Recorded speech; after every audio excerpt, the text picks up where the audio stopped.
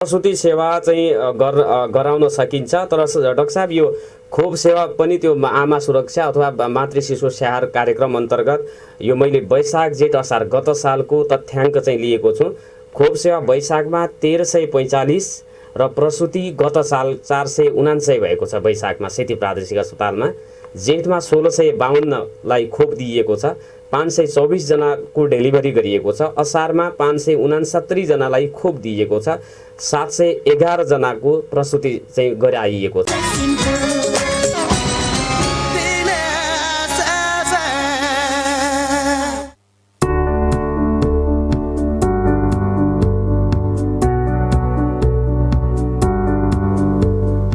नमस्कार आदरणीय श्रोता, कार्यक्रम नागरिक सवालमा म नारायण अवस्थी र प्रविधिमा साथ दिँदै हुनुहुन्छ आरडीजी अनि नवीन सदाशंकरजी। यहाँहरूले नागरिक सवाल बिहान 7:30 देखि 8:15 सम्म दिनहु सुन्न सक्नुहुनेछ। दिनेश खबर 93.8 मेगाहर्जमा, दिनेश एफएम 93.8 मेगाहर्जमा, दिनेश खबरको फेसबुक पेजमा र dineshkhabar.com हाम्रो युट्युब च्यानल छ, त्यहाँ गएर पनि हामीलाई हेर्न र सुन्न सक्नुहुनेछ। नागरिक सवालमा हामी विभिन्न विषयवस्तुमा प्रश्न बहस छलफल गर्ने गर्छौँ र यो अवधिमा हामीले कोरोना भाइरससँग सम्बन्धित विषयवस्तुमै रहेर कुराकानी गरिएका छौँ। विभिन्न सरकारी निकायमा बस्नुहुने पदाधिकारीहरूसँग, डाक्टरहरू, स्वास्थ्यकर्मीहरू, त्यसै गरी विभिन्न नागरिकहरू, स्वदेश विदेशमा रहनुभएका नेपाली दाजुभाइहरूसँग पनि हामीले कुराकानी गरिराखेका छौँ। यो बिचमा कोरोना भाइरसको सङ्क्रमण र सन्तासबाट बच्नको लागि के कस्ता उपायहरू अवलम्बन गरिएका छन् र सरकारी पक्षबाट के कस्ता कामहरू भइराखेका छन् भनेर हामीले त्यसको पनि जानकारी दिइराखेका छौँ। र हिजो मात्रै सुदूरपश्चिममा 33 जना विशेषज्ञ डाक्टरहरू सरकारले पठाएको छ र त्यो एकदमै यो सघन रूपमा उपचार र परीक्षण कोरोना भाइरसको होस् भन्नको लागि जुन सरकारले गरेको एउटा प्रयास छ, यो प्रयासको हामी पनि प्रशंसा गर्दछौँ र सम्बन्ध सबै प्रदेश सरकार, सङ्घीय सरकारलाई यसका लागि धन्यवाद दिन चाहन्छौँ नागरिकहरूका तर्फबाट। यसै गरी सुदूरपश्चिम कोरोना भाइरसको एपिसेन्टर नहोस् भन्नको लागि सरकारले देखाउनु पर्ने तदारकताहरू सबै देखाओस् भन्ने अनुरोध पनि गर्न चाहन्छु। र आजको बसाइमा मैले कुराकानी गर्नेछु सेती प्रादेशिक अस्पतालसँग सम्बन्ध राख्ने विषयवस्तुमा कुराकानी गर्नेछु। सेती प्रादेशिक अस्पतालका वरिष्ठ स्त्री तथा प्रसुति रोग विशेषज्ञ डाक्टर खगेन्द्र भट्टसँग मैले सबभन्दा पहिला कुराकानी गर्नेछु। दुर्गाप्रसाद जोशी सेती प्रादेशिक अस्पताल व्यवस्थापन समितिका अध्यक्ष हुनुहुन्छ, उहाँसँग कुराकानी गर्नेछु। प्राविधिक मित्रलाई टेलिफोन सम्पर्क हाम्रो डाक्टर भट्टलाई टेलिफोन सम्पर्क गरिदिन अनुरोध गर्छु। गुणराज अवस्थी डाक्टर गुणराज अवस्थी स्वास्थ्य निर्देशक हुनुहुन्छ, उहाँसँग कुराकानी गर्नेछु। झङ्कर बहादुर विष्ट हुनुहुन्छ, प्रवक्ता सामाजिक विकास मन्त्रालयका, उहाँसँग कुराकानी गर्नेछु। र विद्युतको अनियमित कटौती किन भइराखेको छ धनगढी तथा आसपासका क्षेत्रमा भनेर धनगढी वितरण केन्द्रका प्रमुख इन्जिनियर सुरेन्द्र चौधरीसँग मैले कुराकानी गर्नेछु आजको बसाइमा, र त्यसपछि श्रोताहरूका टेलिफोन कल लिने प्रयास पनि गर्नेछौँ। र यो सेती प्रादेशिक अस्पताललाई कोरोना विशेष अस्पतालको रूपमा सरकारले घोषणा गरिसकेपछि गरेका केही कुराहरूको बारेमा मैले प्रश्न गर्नेछु। हामीसँग जोडिसक्नु भएको छ वरिष्ठ स्त्री तथा प्रसुति रोग विशेषज्ञ डाक्टर खगेन्द्र भट्ट। डाक्टर साहब, यहाँलाई नागरिक सवालमा हार्दिक स्वागत छ। नमस्कार। हजुर डाक्टर साहब, आराम हुनुहुन्छ? डाक्टर साहब, यो चाहिँ बिचमा अब यो सरकारले सामाजिक विकास मन्त्रालयले नै प्रसुति सेवा प्रवाह सेती प्रादेशिक अस्पतालबाट नगर्ने भन्ने निर्णय गरेको थियो र पुनः त्यो चाहिँ निर्णय मतलब उल्ट्याइएको छ अथवा सच्याइएको छ भन्दा नि हुन्छ। यो भइराख्दाखेरि अब चाहिँ प्रसुति सेवा सेती प्रादेशिक अस्पतालबाट सुचारू हुन्छन्? हजुर, हिजैबाट भइसक्यो हामीले अपरेसनहरू पनि। अब अवरुद्ध भन्नाले त्यस्तो अब होइन, पूर्ण रूपमा त भएको थिएन, तैपनि अब एउटा सूचना आएको हुनाले हामीले त्यसको अब पालना पनि गर्नुपर्ने हुन्छ होइन। हामीले इमर्जेन्सी केसहरूलाई त्यस्तो अल्पत्र कम्युनिकेसनले त्यस्तो त टोटल्ली बन्द त गरेका थिएनौँ, तैपनि अब एउटा जनमानसमा एउटा सूचनाले गर्दा मेसेज गएको हो होइन। र अब हिजो तपाईँहरूले पनि देख्नुभयो होला, अब हामीले पनि देख्यौँ त्यो सूचना। अब त्यो भएपछि अब पहिलाकै जस्तो भइसकेन, अब हामीले जुन सेवा दिइराखेका थियौँ अहिलेको यो लकडाउनको अवस्थामा होइन, रुटिन सर्भिसमा है इमर्जेन्सी अब अब्स्टेटिक्स भनेको तपाईँको यो प्रसुति सेवा भनेको धेरै जसो आकस्मिक सेवा नै हुन्छ होइन, यो चाहिँ अब सुरु भइसकेको छ। डाक्टर साहब, यो प्रसुति आकस्मिक हुन्छ तर त्योभन्दा अगाडिको जुन चाहिँ रुटिन सेवा पनि यो चाहिँ समय समयमा चेकअप गर्नुपर्ने हुन्छ गर्भवती महिलाहरूलाई, त्यो सेवा चाहिँ हुन्छ कि हुँदैन सुचारू? अब त्यो चाहिँ अहिले ओपिडी सेवा भनिन्छ हेर्नुहोस्, रुटिन भन्नाले अब म यत्तिकै हेर्न चाहन्छु मेरो के छ अवस्था होइन, हजुर, मेरो चाहिँ बच्चाको अवस्था के छ, मेरो ब्लड प्रेसर के छ, मेरो तौल बढिरहेको छ कि छैन भनेर रुटिन जुन सर्भिस हुन्छ त्यो चाहिँ अब छैन अहिले होइन, हामी पनि छैन, त्यो हामी मात्रै होइन हाम्रो देशभरि नै छैन। र अब कुनै पनि महिलालाई अब जस्तो भन्नुहोस् मानिनुहोस् अब कसैको महिलाको अब बच्चा कम चल्यो पेटमा, अब उसलाई चाहिँ पेट दुख्यो, अब पानी बग्यो, रक्तस्राव भयो होइन, अथवा अन्य पनि उहाँलाई कुनै अब मनमा डाउट लाग्यो भने अब आउनुहुन्छ होइन, त्यो सेवा चाहिँ अब सुचारू छ। प्रसुति सेवा चाहिँ गराउन सकिन्छ, तर डाक्टर साहब यो खोप सेवा पनि त्यो आमा सुरक्षा अथवा मातृ शिशु स्याहार कार्यक्रम अन्तर्गत यो मैले वैशाख जेठ असार गत सालको तथ्याङ्क चाहिँ लिएको छु। खोप सेवा वैशाखमा 1345 र प्रसुति गत साल 479 भएको छ वैशाखमा सेती प्रादेशिक अस्पतालमा। जेठमा 1652लाई खोप दिइएको छ, 524 जनाको डेलिभरी गरिएको छ। असारमा 569 जनालाई खोप दिइएको छ, 711 जनाको प्रसुति चाहिँ गराइएको छ। अब यो खोप सेवा पाउनेहरू र रेगुलर फलोअप गर्नुपर्ने गर्भवती महिलाहरूलाई अब कहाँ चाहिँ अप गराउने भन्ने विषयमा कसले निर्णय लिने हो? सेती प्रादेशिक अस्पतालले अथवा हाम्रो सामाजिक विकास मन्त्रालयले चाहिँ तुरुन्त यसबारेमा चाहिँ डिसिजन गर्नुपर्ने हुन्छ, के हुन्छ डाक्टर साहब? अब त्यो खोप सेवा भनेको पनि ओपिडी सेवामा नै पर्छ होइन, बहिरङ्ग सेवा नै पर्छ होइन। अब हाम्रो यो देशभरि नै सर्कुलर भएको कुरा हो। अब यो खोप सेवाहरू गर्भवती जाँच जुन रुटिन गर्भवती जाँचहरू यिनीहरू चाहिँ हाललाई अहिलेलाई चाहिँ नगर्ने, किनभने त्यो हुने बित्तिकै त भिडभाड हुन्छ होइन। हजुर, भिडभाड त नगर्ने भन्ने हाम्रो एउटा चाहिँ मान्यता छ नि त, लकडाउन भनेकै भिडभाड नगर्ने हो। अब खोप लाउने भने त धेरै मान्छेहरू आउँछन् होइन, त्यो गर्दाखेरि चाहिँ अब भिडभाड हुन जान्छ र भिडभाड भयो भने फेरि यो कोरोनाको जुन महामारीले गर्दाखेरि त्यो सर्ला भन्ने एउटा चाहिँ उसले गर्दाखेरि अब केही समयको लागि त्यसलाई चाहिँ अहिले पोस्टपोन गरिएको हो। र खोप भनेको के भन्छ भने गर्भवतीमा लगाइने खोप भनेको इमर्जेन्सी खोप हुँदैन, हेर्नुहोस् डिडी खोप डिडी भन्ने हुन्छ अहिले होइन, जुन चाहिँ जुनसुकै बेला पनि लगाउन सकिन्छ। त्यो बच्चा पेटमा आउने बित्तिकै लाउनुपर्छ या यति हप्तामा यही लाउनुपर्छ भन्ने एउटा चाहिँ कुनै त्यस्तो हार्ड एन्ड फास्ट हुँदैन।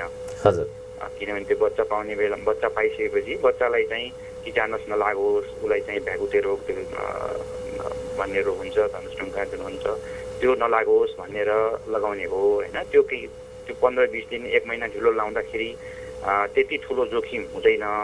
तर यता चाहिँ अब तपाईँको केही गरिकन त्यो भिडभाडले गर्दाखेरि कुनै चाहिँ त्यो महामारी फिजियो भने त्यो हाम्रो लागि बढी चुनौतीपूर्ण हुन्छ र त्यो कुरालाई मध्यनजर गरेर यो खोप सेवा चाहिँ अहिलेलाई चाहिँ गरिएको हो, रोकिएको हो होइन। र अब यो अब बिस्तारै अब भनौँ न लकडाउन हुने बित्तिकै अब त्यो सेवा पनि सुरु हुन्छ होला होइन। त्यो बहिरङ्ग सेवा नै पर्ने हुनाले बहिरङ्ग सेवा अलि नगरौँ भन्ने हाम्रो देशव्यापी रूपमा हाम्रो सबै हस्पिटलहरूमा यो गरिएको हो। यो सेतीमा मात्रै होइन, तपाईँले बुझ्न सक्नुहुन्छ हाम्रो देशभरि नै होइन, हाम्रो केन्द्रीय अस्पतालहरू कहीँ पनि त्यो अहिले चाहिँ दिएको छैन। खोप लाउँदाखेरि त जति महिला छन् सबै नै आउनु पर्यो होइन, अवस्था भयो दिनको। भनेपछि प्रसुति सेवा सबै जस्तो यो डेलिभरी गराउने सामान्य नर्मल डेलिभरी पनि हुन्छ, त्यसपछि शल्यक्रियाबाट गर्ने अनि यो चाहिँ भ्याकुमबाट गर्ने सबै किसिमको डेलिभरी सेवा प्रसुति सेवा। यहाँ त्यो मात्रै होइन कि अब जस्तो भन्नुहोस् कसै कुनै महिलाको डेट नानी मानिलिनु होइन, हजुर अब डेट नागिसकेपछि सामान्यतया हामीले हप्ता दिन 10 दिन 15 दिनसम्म पनि भन्छौँ कहिलेकाहीँ। अब त्यसपछि के गर्ने त, उसलाई सबै केही पनि भएको छैन, अब उसलाई इमर्जेन्सी भएको छैन। इमर्जेन्सी नभए पनि त त्यो एक किसिमको इमर्जेन्सी नै भयो। अब डेट नागिसकेपछि बच्चाको लागि इमर्जेन्सी होला, पेटमा बच्चालाई अप्ठ्यारो हुनसक्छ, बच्चाको आसपासको जुन पानी हुन्छ एम्नियोटिक फ्लुइड भन्छौँ त्यो घट्न सक्छ। त त्यो हेर्न पनि उहाँहरू आउन सक्नुहुन्छ होइन। तर त्यसको लागि एउटा निश्चित समय तोकेको हुन्छ। अब जतिखेर पनि भन्ने हुँदैन, बिहान चाहिँ उहाँहरूले आउनुपर्ने हुन्छ।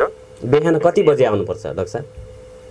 त्यसको लागि चाहिँ बिहान उहाँहरूले चाहिँ अब 10 बजे अगावै आउनुपर्ने हुन्छ। डेट नागिहाल्यो भने डेट ओभर भयो, डेट पनि ओभर भन्नाले आज ओभर भयो भोलि बिहानै आँटिनु पर्दैन, एक हप्ताभन्दा ओभर नाग्यो भने होइन, एक हप्ताभन्दा बढी नाग्यो भने, जस्तो मानिन्छ 40 हप्ता हामीले गर्भ नर्मली 40 हप्तालाई हाम्रो नर्मल मानिन्छ, अवधि मानिन्छ होइन।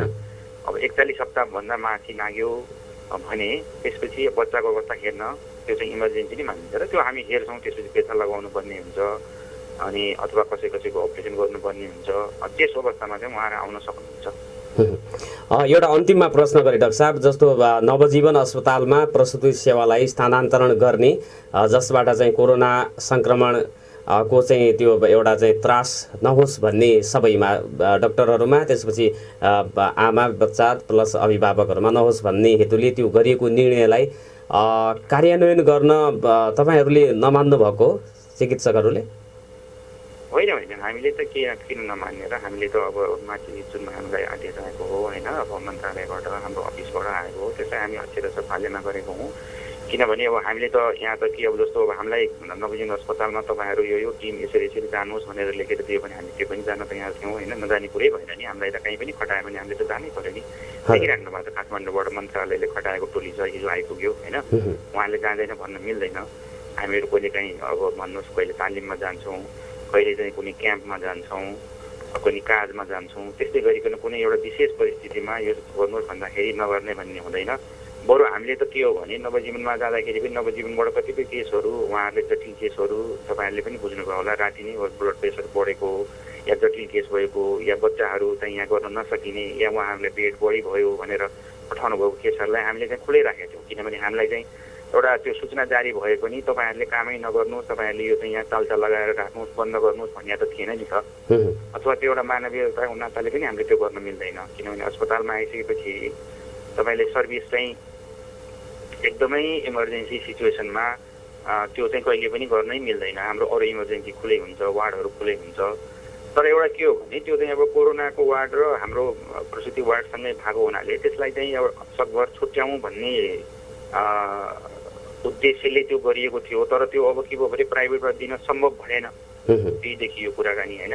हाम्रो यो ठाउँमा मानिलिनुहोस् मेडिकल कलेज भएको भए या ठुलो हाम्रो प्रसुति वार्ड जस्तै हाम्रो जस्तो 75-80वटा बेड भएको कुनै अस्पताल भएको भए त्यो तुरुन्तै स्थानान्तरण हुन्थ्यो होला। तर त्यो सम्भव देखिएन होइन। त्यो पनि सरकारी स्तरकै सेवा दिने, फ्री सर्भिस दिने अस्पताल हुनु पऱ्यो। फेरि सबै महिलाहरूले प्राइभेटमा गएर सबैले त पैसा अफोर्ड गर्न पनि सक्दैनन्।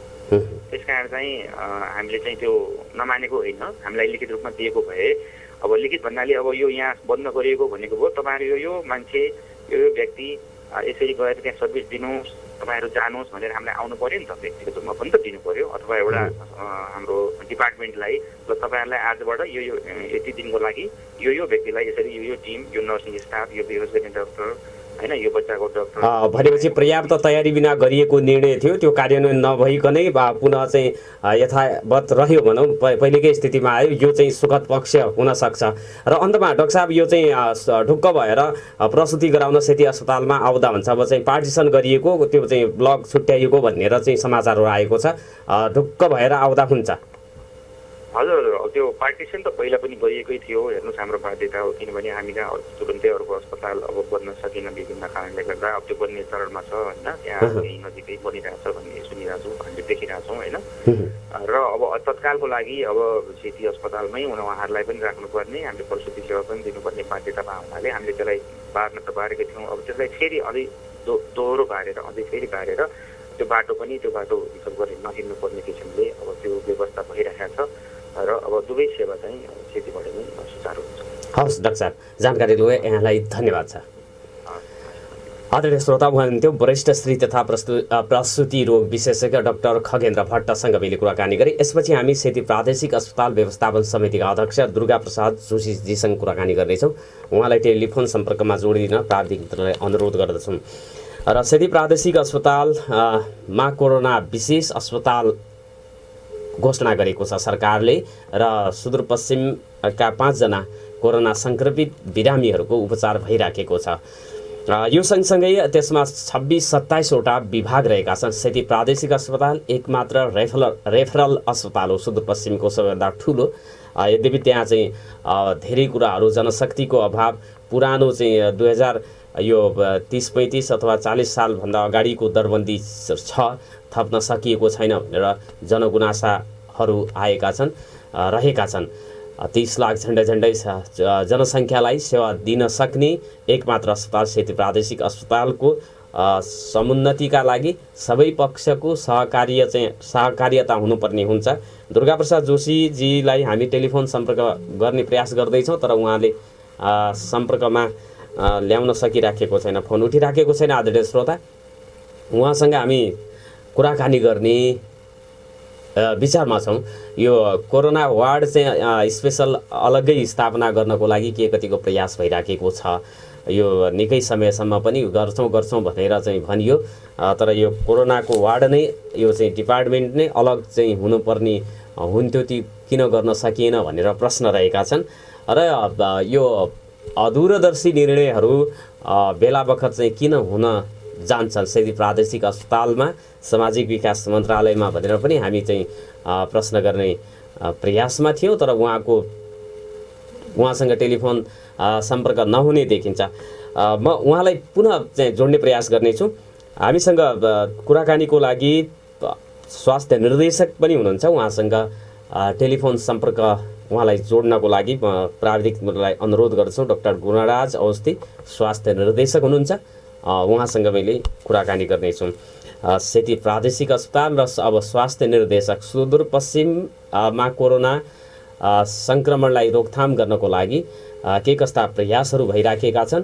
3वटा ठाउँमा प्रदेश सरकारले प्रयोगशाला स्थापना गर्ने भनेको थियो, त्यसको प्रगति के कस्तो भइराखेको छ। 33 जना विशेषज्ञ चिकित्सकहरू हिजो मात्रै काठमाडौँबाट धनगढी आउनुभएको छ अथवा सुदूरपश्चिम आउनुभएको छ। उहाँहरू कुन कुन जिल्लामा जानुहुन्छ भनेर पनि कुराकानी गर्नेछौँ। हामीसँग जोडिनु भएको छ स्वास्थ्य निर्देशक डाक्टर गुणराज अवस्थी। डाक्टर साहब, हेलो। आदरणीय श्रोता, अप्ठ्यारो भइराखेको छ। दुर्गाप्रसाद जोशीजीले समय उपलब्ध गराउनु भएको थियो, तर के कति कारणले गर्दाखेरि उहाँ हामीसँग जोडिसक्नु भएको छ। सम्भवतः डाक्टर साहब हुनुहुन्छ। डाक्टर साहब, यहाँलाई नागरिक सवालमा हार्दिक स्वागत छ। नमस्कार। धन्यवाद। हजुर डाक्टर साहब, यो चाहिँ सुदूरपश्चिममा हिजो मात्रै 33 जना विशेषज्ञ डाक्टरहरू आउनु भएको छ। उहाँहरू चाहिँ कुन कुन जिल्लामा कतिको हिसाबले खटिनुहुन्छ डाक्टर साहब? उहाँहरूलाई आवश्यकता अनुसार सुदूरपश्चिमको 9वटै जिल्लामा खटाउन सकिन्छ। अहिलेलाई चाहिँ 5 ठाउँमा हामीले पठाउने निर्णय गरेका छौँ। कुन कुन ठाउँ डाक्टर साहब? सेती प्रादेशिक अस्पतालमा, महाकालीमा, डडेलधुरामा, भैचडी र अछाममा।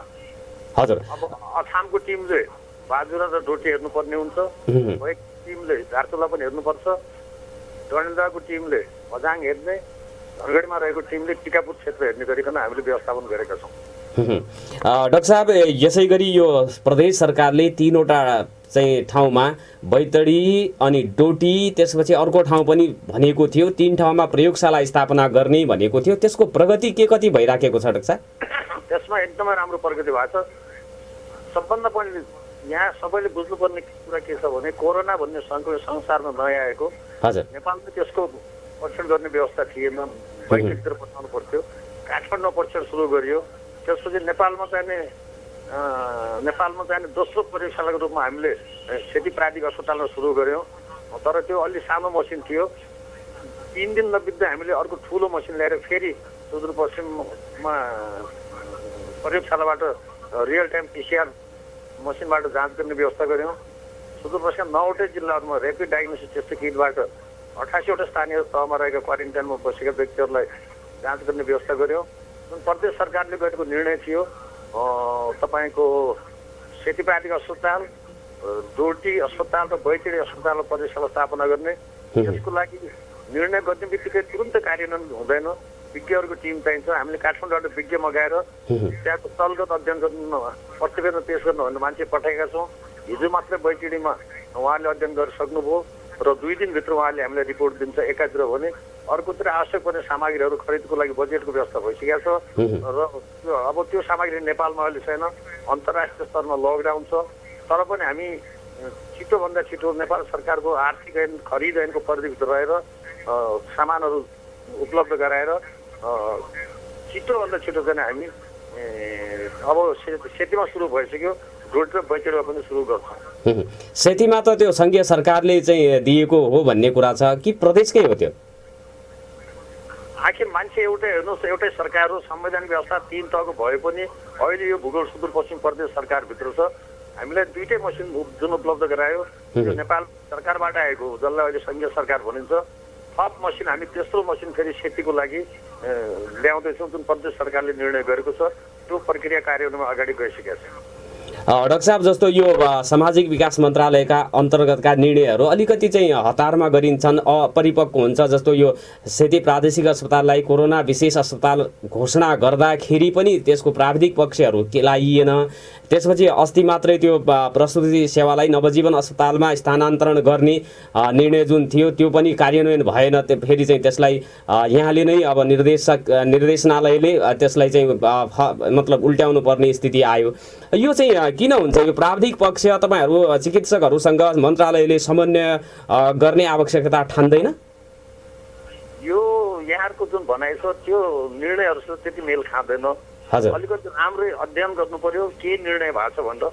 नवजीवन अस्पताल पनि नेपाल सरकारको आमा शिक्षा कार्यक्रम सञ्चालन गरेको आधिकारिक अस्पताल हो र उसका प्रसुति सेवा सम्बन्धी सम्पूर्ण कामहरू निःशुल्क रूपमा गर्नुपर्छ नेपालको नियमअनुसार र गरिरहेको पनि छ।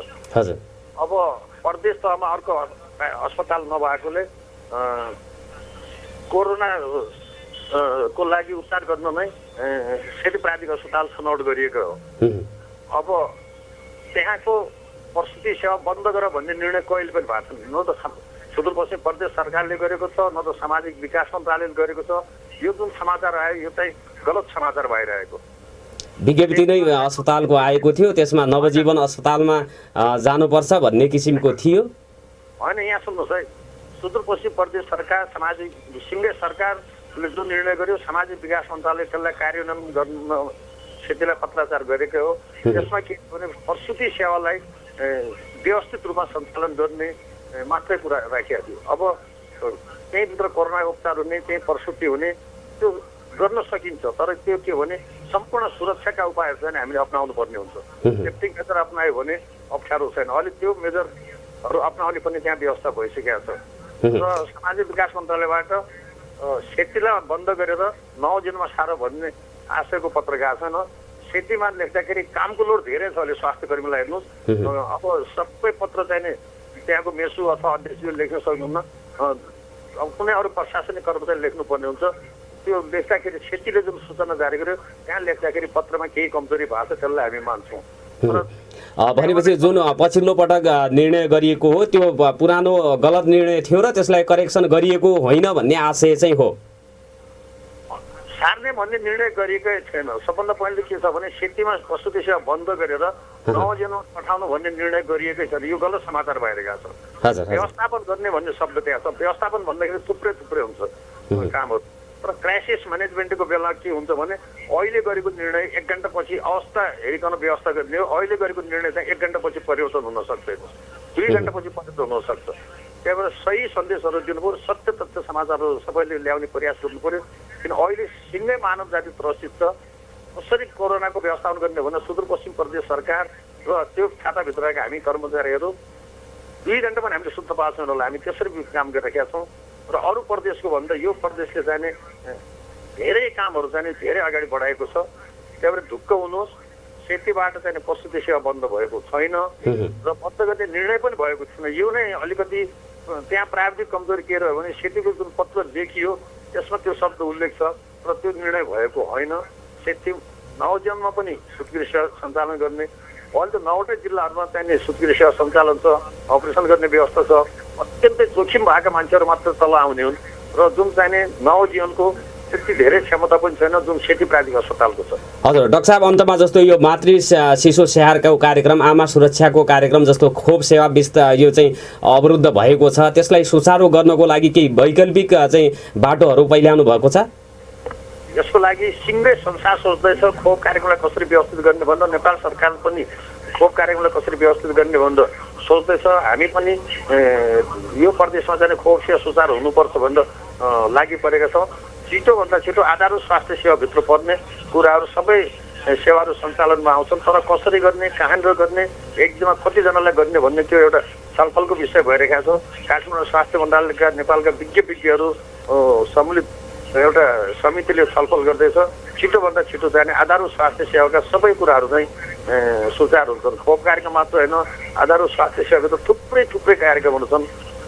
अब यो कोरोनाबाट आयो भनेर धेरै आत्ति राख्नु पर्दैन, डराउनु पर्दैन, त्रसित नहुनुहोस्, सकारात्मक समाचारहरू दिनुहोस्। एक दिनमा हाम्रो देशमा 22 जना त क्षयरोगबाट मर्छन् भने कोरोनाबाट कतिजना मरेका छन् त?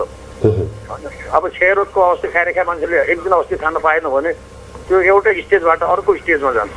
त्यस्ता कुराहरू व्यवस्थापन गर्न कसरी, कुन पालिकामा कति क्षयरोगी छन् त, कसरी घर घरमा औषधिहरू पुर्याउने हाम्रो प्रयास त्यतातिर भइरहेछ।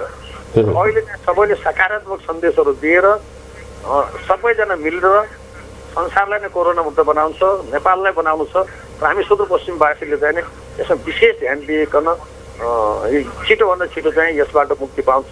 यसमा चाहिँ म लगायत हाम्रो सम्पूर्ण टिम चाहिँ लागि परेका छौँ, परिचालित छौँ। त्यही हिसाबले हामी कार्ययोजना बनाउँछौँ, कार्यान्वयन गर्छौँ। अब भोलि बिहान फेरि अर्को कार्ययोजना बनाउनु पर्ला, अवस्था अनुसार व्यवस्था गरिने हो। त्यहाँबाट टुकाउनुहोस्, सेतीको सेवा बन्द भएको छैन र बन्द हुन पनि सक्दैन। सुरक्षित मेजरहरू अप्नाउने हो, सुरक्षित मेजर अप्नाउन सेतीले प्रयास गरेको छ, भइरहेछ। र 50 शय्याको कोभिड अस्पताल अलग्गै बनाउने निर्णय थियो। चारैतिर लकडाउन छैनस्, सामान पाउन गाह्रो छ, काम गर्ने मिस्त्रीहरू पाउन गाह्रो छ, तर पनि सुरु भइसकेको छ र 20 दिनभित्र जाने त्यो तयार हुन्छ। यसमा ढुक्काउनुहोस्। हवस् डाक्टर साहब, समय दिनुभयो यसको लागि धन्यवाद छ यहाँलाई। श्रोता, उहाँ हुनुहुन्थ्यो स्वास्थ्य निर्देशक डाक्टर गुणराज अवस्थी। उहाँसँग मैले कुराकानी गरेँ। यसपछि हामी कुराकानी गर्नको लागि भन्दा पनि छोटो व्यापारिक विश्राममा जाउँ। व्यापारिक विश्रामपछि हामी स्वास्थ्य सामाजिक विकास मन्त्रालयका प्रवक्ता झङ्कर बहादुर विष्टसँग कुराकानी गर्नेछौँ। हामीलाई सुन्दै गर्नुहोला। त्यसपछि हामी विद्युतको कुरा उठाउनेछौँ। झुरुम झुरुम कुरुम कुरुम पसल गइजे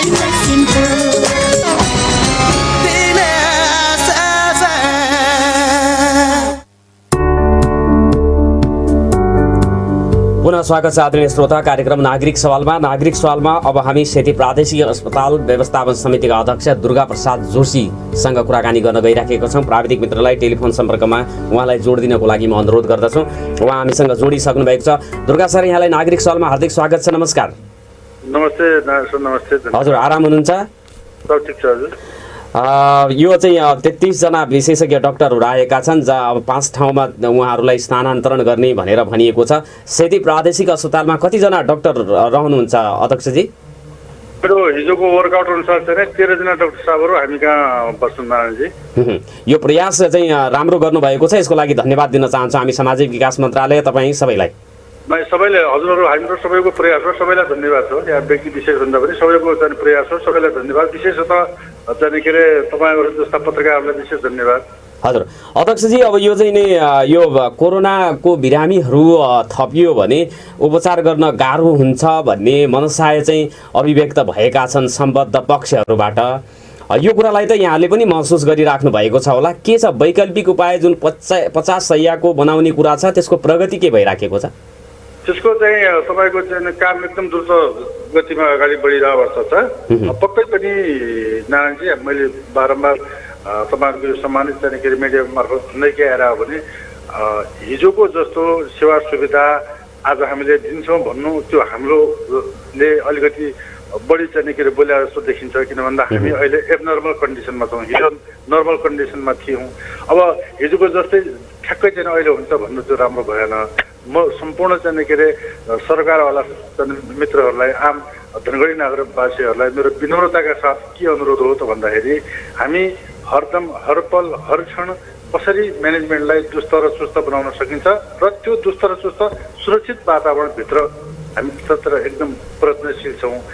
त्यसैले हजुरले उठाएको प्रश्नसँग के हो त भन्दा अहिले पुरानो जिल्ला यो चाहिँ जिल्ला समन्वय समितिको जग्गामा जुन चाहिँ के अरे 50 शय्याको बेडको चाहिँ के अरे हस्पिटल बन्दैछ, त्यो एकदम द्रुत स्थितिमा अगाडि बढिरहेको अवस्था छ। त्यसलाई चाहिँ हामी 15 दिनभित्रै चाहिँ के अरे पुरा गर्नुपर्छ भनेर कन्ट्र्याक्टरसँग हाम्रो एक प्रकारको कन्ट्याक्ट भइसकेको हुनाले मलाई पूर्ण विश्वास छ हामी त्यतातिर अगाडि लग्छौँ। अध्यक्षजी, जस्तो यो चाहिँ सुस्त र दुरुस्त बनाउने कुरामा हामी दत्तचित्त भएर लागिराखेका छौँ भनेर यहाँले चाहिँ पटक पटक भन्नुहुन्छ, तर व्यवहारमा यो चाहिँ अलिकति निर्णय गर्दाखेरि यो वस्तुगत चाहिँ अध्ययन नगरिकनै प्राविधिक पाटोहरूसँग चाहिँ सरोकार नराखिकनै सम्बन्ध पक्षहरूसँग यो चाहिँ बहस अथवा त्यो छलफल नगरिकनै निर्णय हुन्छन् कि जस्तो यो प्रसुति सेवालाई चाहिँ नवजीवनबाट दिने भन्ने किसिमको जुन चाहिँ सूचना आयो, त्यसले गर्दाखेरि अस्पष्टता चाहिँ तपाईँहरूकै बिचमा चाहिँ किन हुन्छ? यो चाहिँ स्वास्थ्यको फेरि चाहिँ अब जस्तो प्रसुति सेवा जस्तो महत्त्वपूर्ण विषयमा जुन एउटा चाहिँ कच्चा निर्णय भयो, त्यसले गर्दाखेरि त समग्र सुदूरपश्चिमको नेतृत्व चाहिँ यो सेती प्रादेशिक अस्पतालले लिइराखेको छ, त्यसको व्यवस्थापन समितिमा तपाईँ हुनुहुन्छ। यस्ता खाली निर्णयले गर्दाखेरि त यो चाहिँ निर्णय क्षमतामा प्रश्न उठ्छ नि। फेरि तपाईँले भनेको कतिपय कुराहरूसँग म सहमत छु होइन, किनभने यो वास्तविकताका कुराहरू पनि तपाईँले चाहिँ झल्काउन खोज्नु भएको छ, त्यसमा म सहमत छु। तर मैले यो सहमतिभित्र पनि अलिकति विमति कहाँ राखेँ त भन्दा, मैले हजुरसँग गत जाने के अरे इन्टरभ्यूमा के भनेको थिएँ त भन्दाखेरि हजुरलाई राम्रोसँग सम्झना होला, हामी अहिले यो चाहिँ सिचुएसनल डेभलपमेन्टको चाहिँ के अरे ले कतातिर मोड्छ, हाम्रा स्ट्राटेजीहरू पनि त्यतैतिर मोडिन्छन्। किन भन्दा हामी अहिले क्राइसिस म्यानेजमेन्टको एडक म्यानेजमेन्टभित्र अथवा भनौँ हामी तदर्थवादभित्र छौँ। त्यसैले नारायणजी हामी चाहिँ हाम्रा जसा परिस्थितिजन्य विकासहरू हुँदै जान्छन् त्यस्तै त्यस्तै परिस्थिति जाने के अनुसारका हाम्रा नयाँ नयाँ रणनीतिहरू तय हुँदै जान्छन् भनेर मैले गत दिनमा तपाईँसँग भनेको थिएँ होइन। मेरो चाहिँ अहिले कुरा के हो तपाईँ मार्फत चाहिँ के म के कुरा प्रश्न पार्न चाहन्छु भन्दाखेरि कुनै पनि प्राविधिकसँग बस्दै नबसिकन छलफलै नचलाइकन यो यस्तो अब चाहिँ निर्णय गर्ने सवालै भएन। हामीले 1 राउन्ड 2 राउन्ड 3 राउन्ड 4 राउन्ड आदरणीय प्राविधिक प्रबुद्ध व्यक्तित्व डाक्टर साहबहरूसँग हामीले बसेर एक प्रकारको चाहिँ के गर्दा राम्रो हुनसक्छ भनेर मन्त्रालयका प्रतिनिधिहरू क्षेत्रीय डिरेक्टर साहबहरू हामीहरू सबै बसेर एक खालको चाहिँ निर्णय चाहिँ के अरे हामी चाहिँ जहिले पनि पुगेका थियौँ, पुगिने गर्छौँ र पुग्नेवाला पनि छौँ। त्यसो भएको हुनाले अब कहिलेकाहीँ के हुन्छ त भन्दाखेरि अब मैले अस्ति पनि भनेको थिएँ सिचुएसनल डेभलपमेन्टमा ठ्याक्कै चाहिँ के अरे निर्णय चाहिँ के अरे रिजिड नहुन पनि सक्छ, त्यो फ्लेक्जिबल पनि हुनसक्छ। अब यो फ्लेक्जिबिलिटीभित्र मुख्य कुरा हामीले हेर्नुपर्ने कुरा के हो त भन्दा आउटपुट चाहिँ के अरे के हो त। अब आउटपुट पब्लिकले त्यसको आउटपुट राम्रो गएको हो भने त्यो ठिक हो, यदि चाहिँ के अरे हाम्रो निर्णय फ्लेक्जिबल पनि हुने पब्लिकले आउटपुट पनि चाहिँ राम्रो नपाउने हो भने त्यो त राम्रो भएन। त्यसैले महत्त्वपूर्ण प्रश्न कहाँनिर हो त भन्दा यो निर्णयको पछाडिपट्टिको जुन चाहिँ आउटपुट छ त्यो चाहिँ प्लस पोइन्ट हो कि होइन पब्लिकको लागि भन्दा पक्कै पनि त्यो पब्लिकको लागि त प्लस पोइन्ट छ। त्यस कारणले चाहिँ कहाँ कसले के निर्णय भयो भन्नुभन्दा भने अहिलेको सरकार भनेको चाहिँ के हो, तपाईँको एउटा कुरामा म सहमत छु। के सहमत छु भन्दा कम्तीमा हामी जतिको व्यक्तित्वहरू त्यहाँ छौँ, हामी जतिको चाहिँ के अरे नागरिक चाहिँ के अरेबाट गरिएको डिसिजन एक प्रकारले चाहिँ के अरे आजको डिसिजन भोलि चेन्ज हुने, भोलिको डिसिजन पछि चेन्ज हुने, पछिको डिसिजन निपछि चेन्ज हुने हो भने त त्यो चाहिँ राम्रो भएन भन्ने तपाईँहरूको बुझाइ हुनसक्छ। त्यो स्वाभाविक कुरा पनि हो, किन भन्दा 2 दिनको 4 दिनको निर्णय चाहिँ के अरे एक हप्ताको 1 महिनाको पनि चाहिँ निर्णय चाहिँ के अरे लागु स्थिर निर्णय लागू गर्न नसकिने हो भने कसरी चाहिँ के तपाईँको चाहिँ भोलि के अरे लङ टर्म प्लान बन्न सक्छ यस्तो नेतृत्वबाट भन्ने तपाईँहरूको चाहिँ त्यो सोचाइ आउनु स्वाभाविक छ। म त्यसमा सहमत छु। तर त्यो कतिखेरको कन्डिसन हो त भन्दा नर्मल कन्डिसनको कुरामा म हजुरहरूसँग सहमत छु। मेरो विनम्र आग्रह के हो त भन्दा अहिले हामी नर्मल कन्डिसनमा छैनौँ, अहिले हामी एबनर्मल कन्डिसनमा छौँ।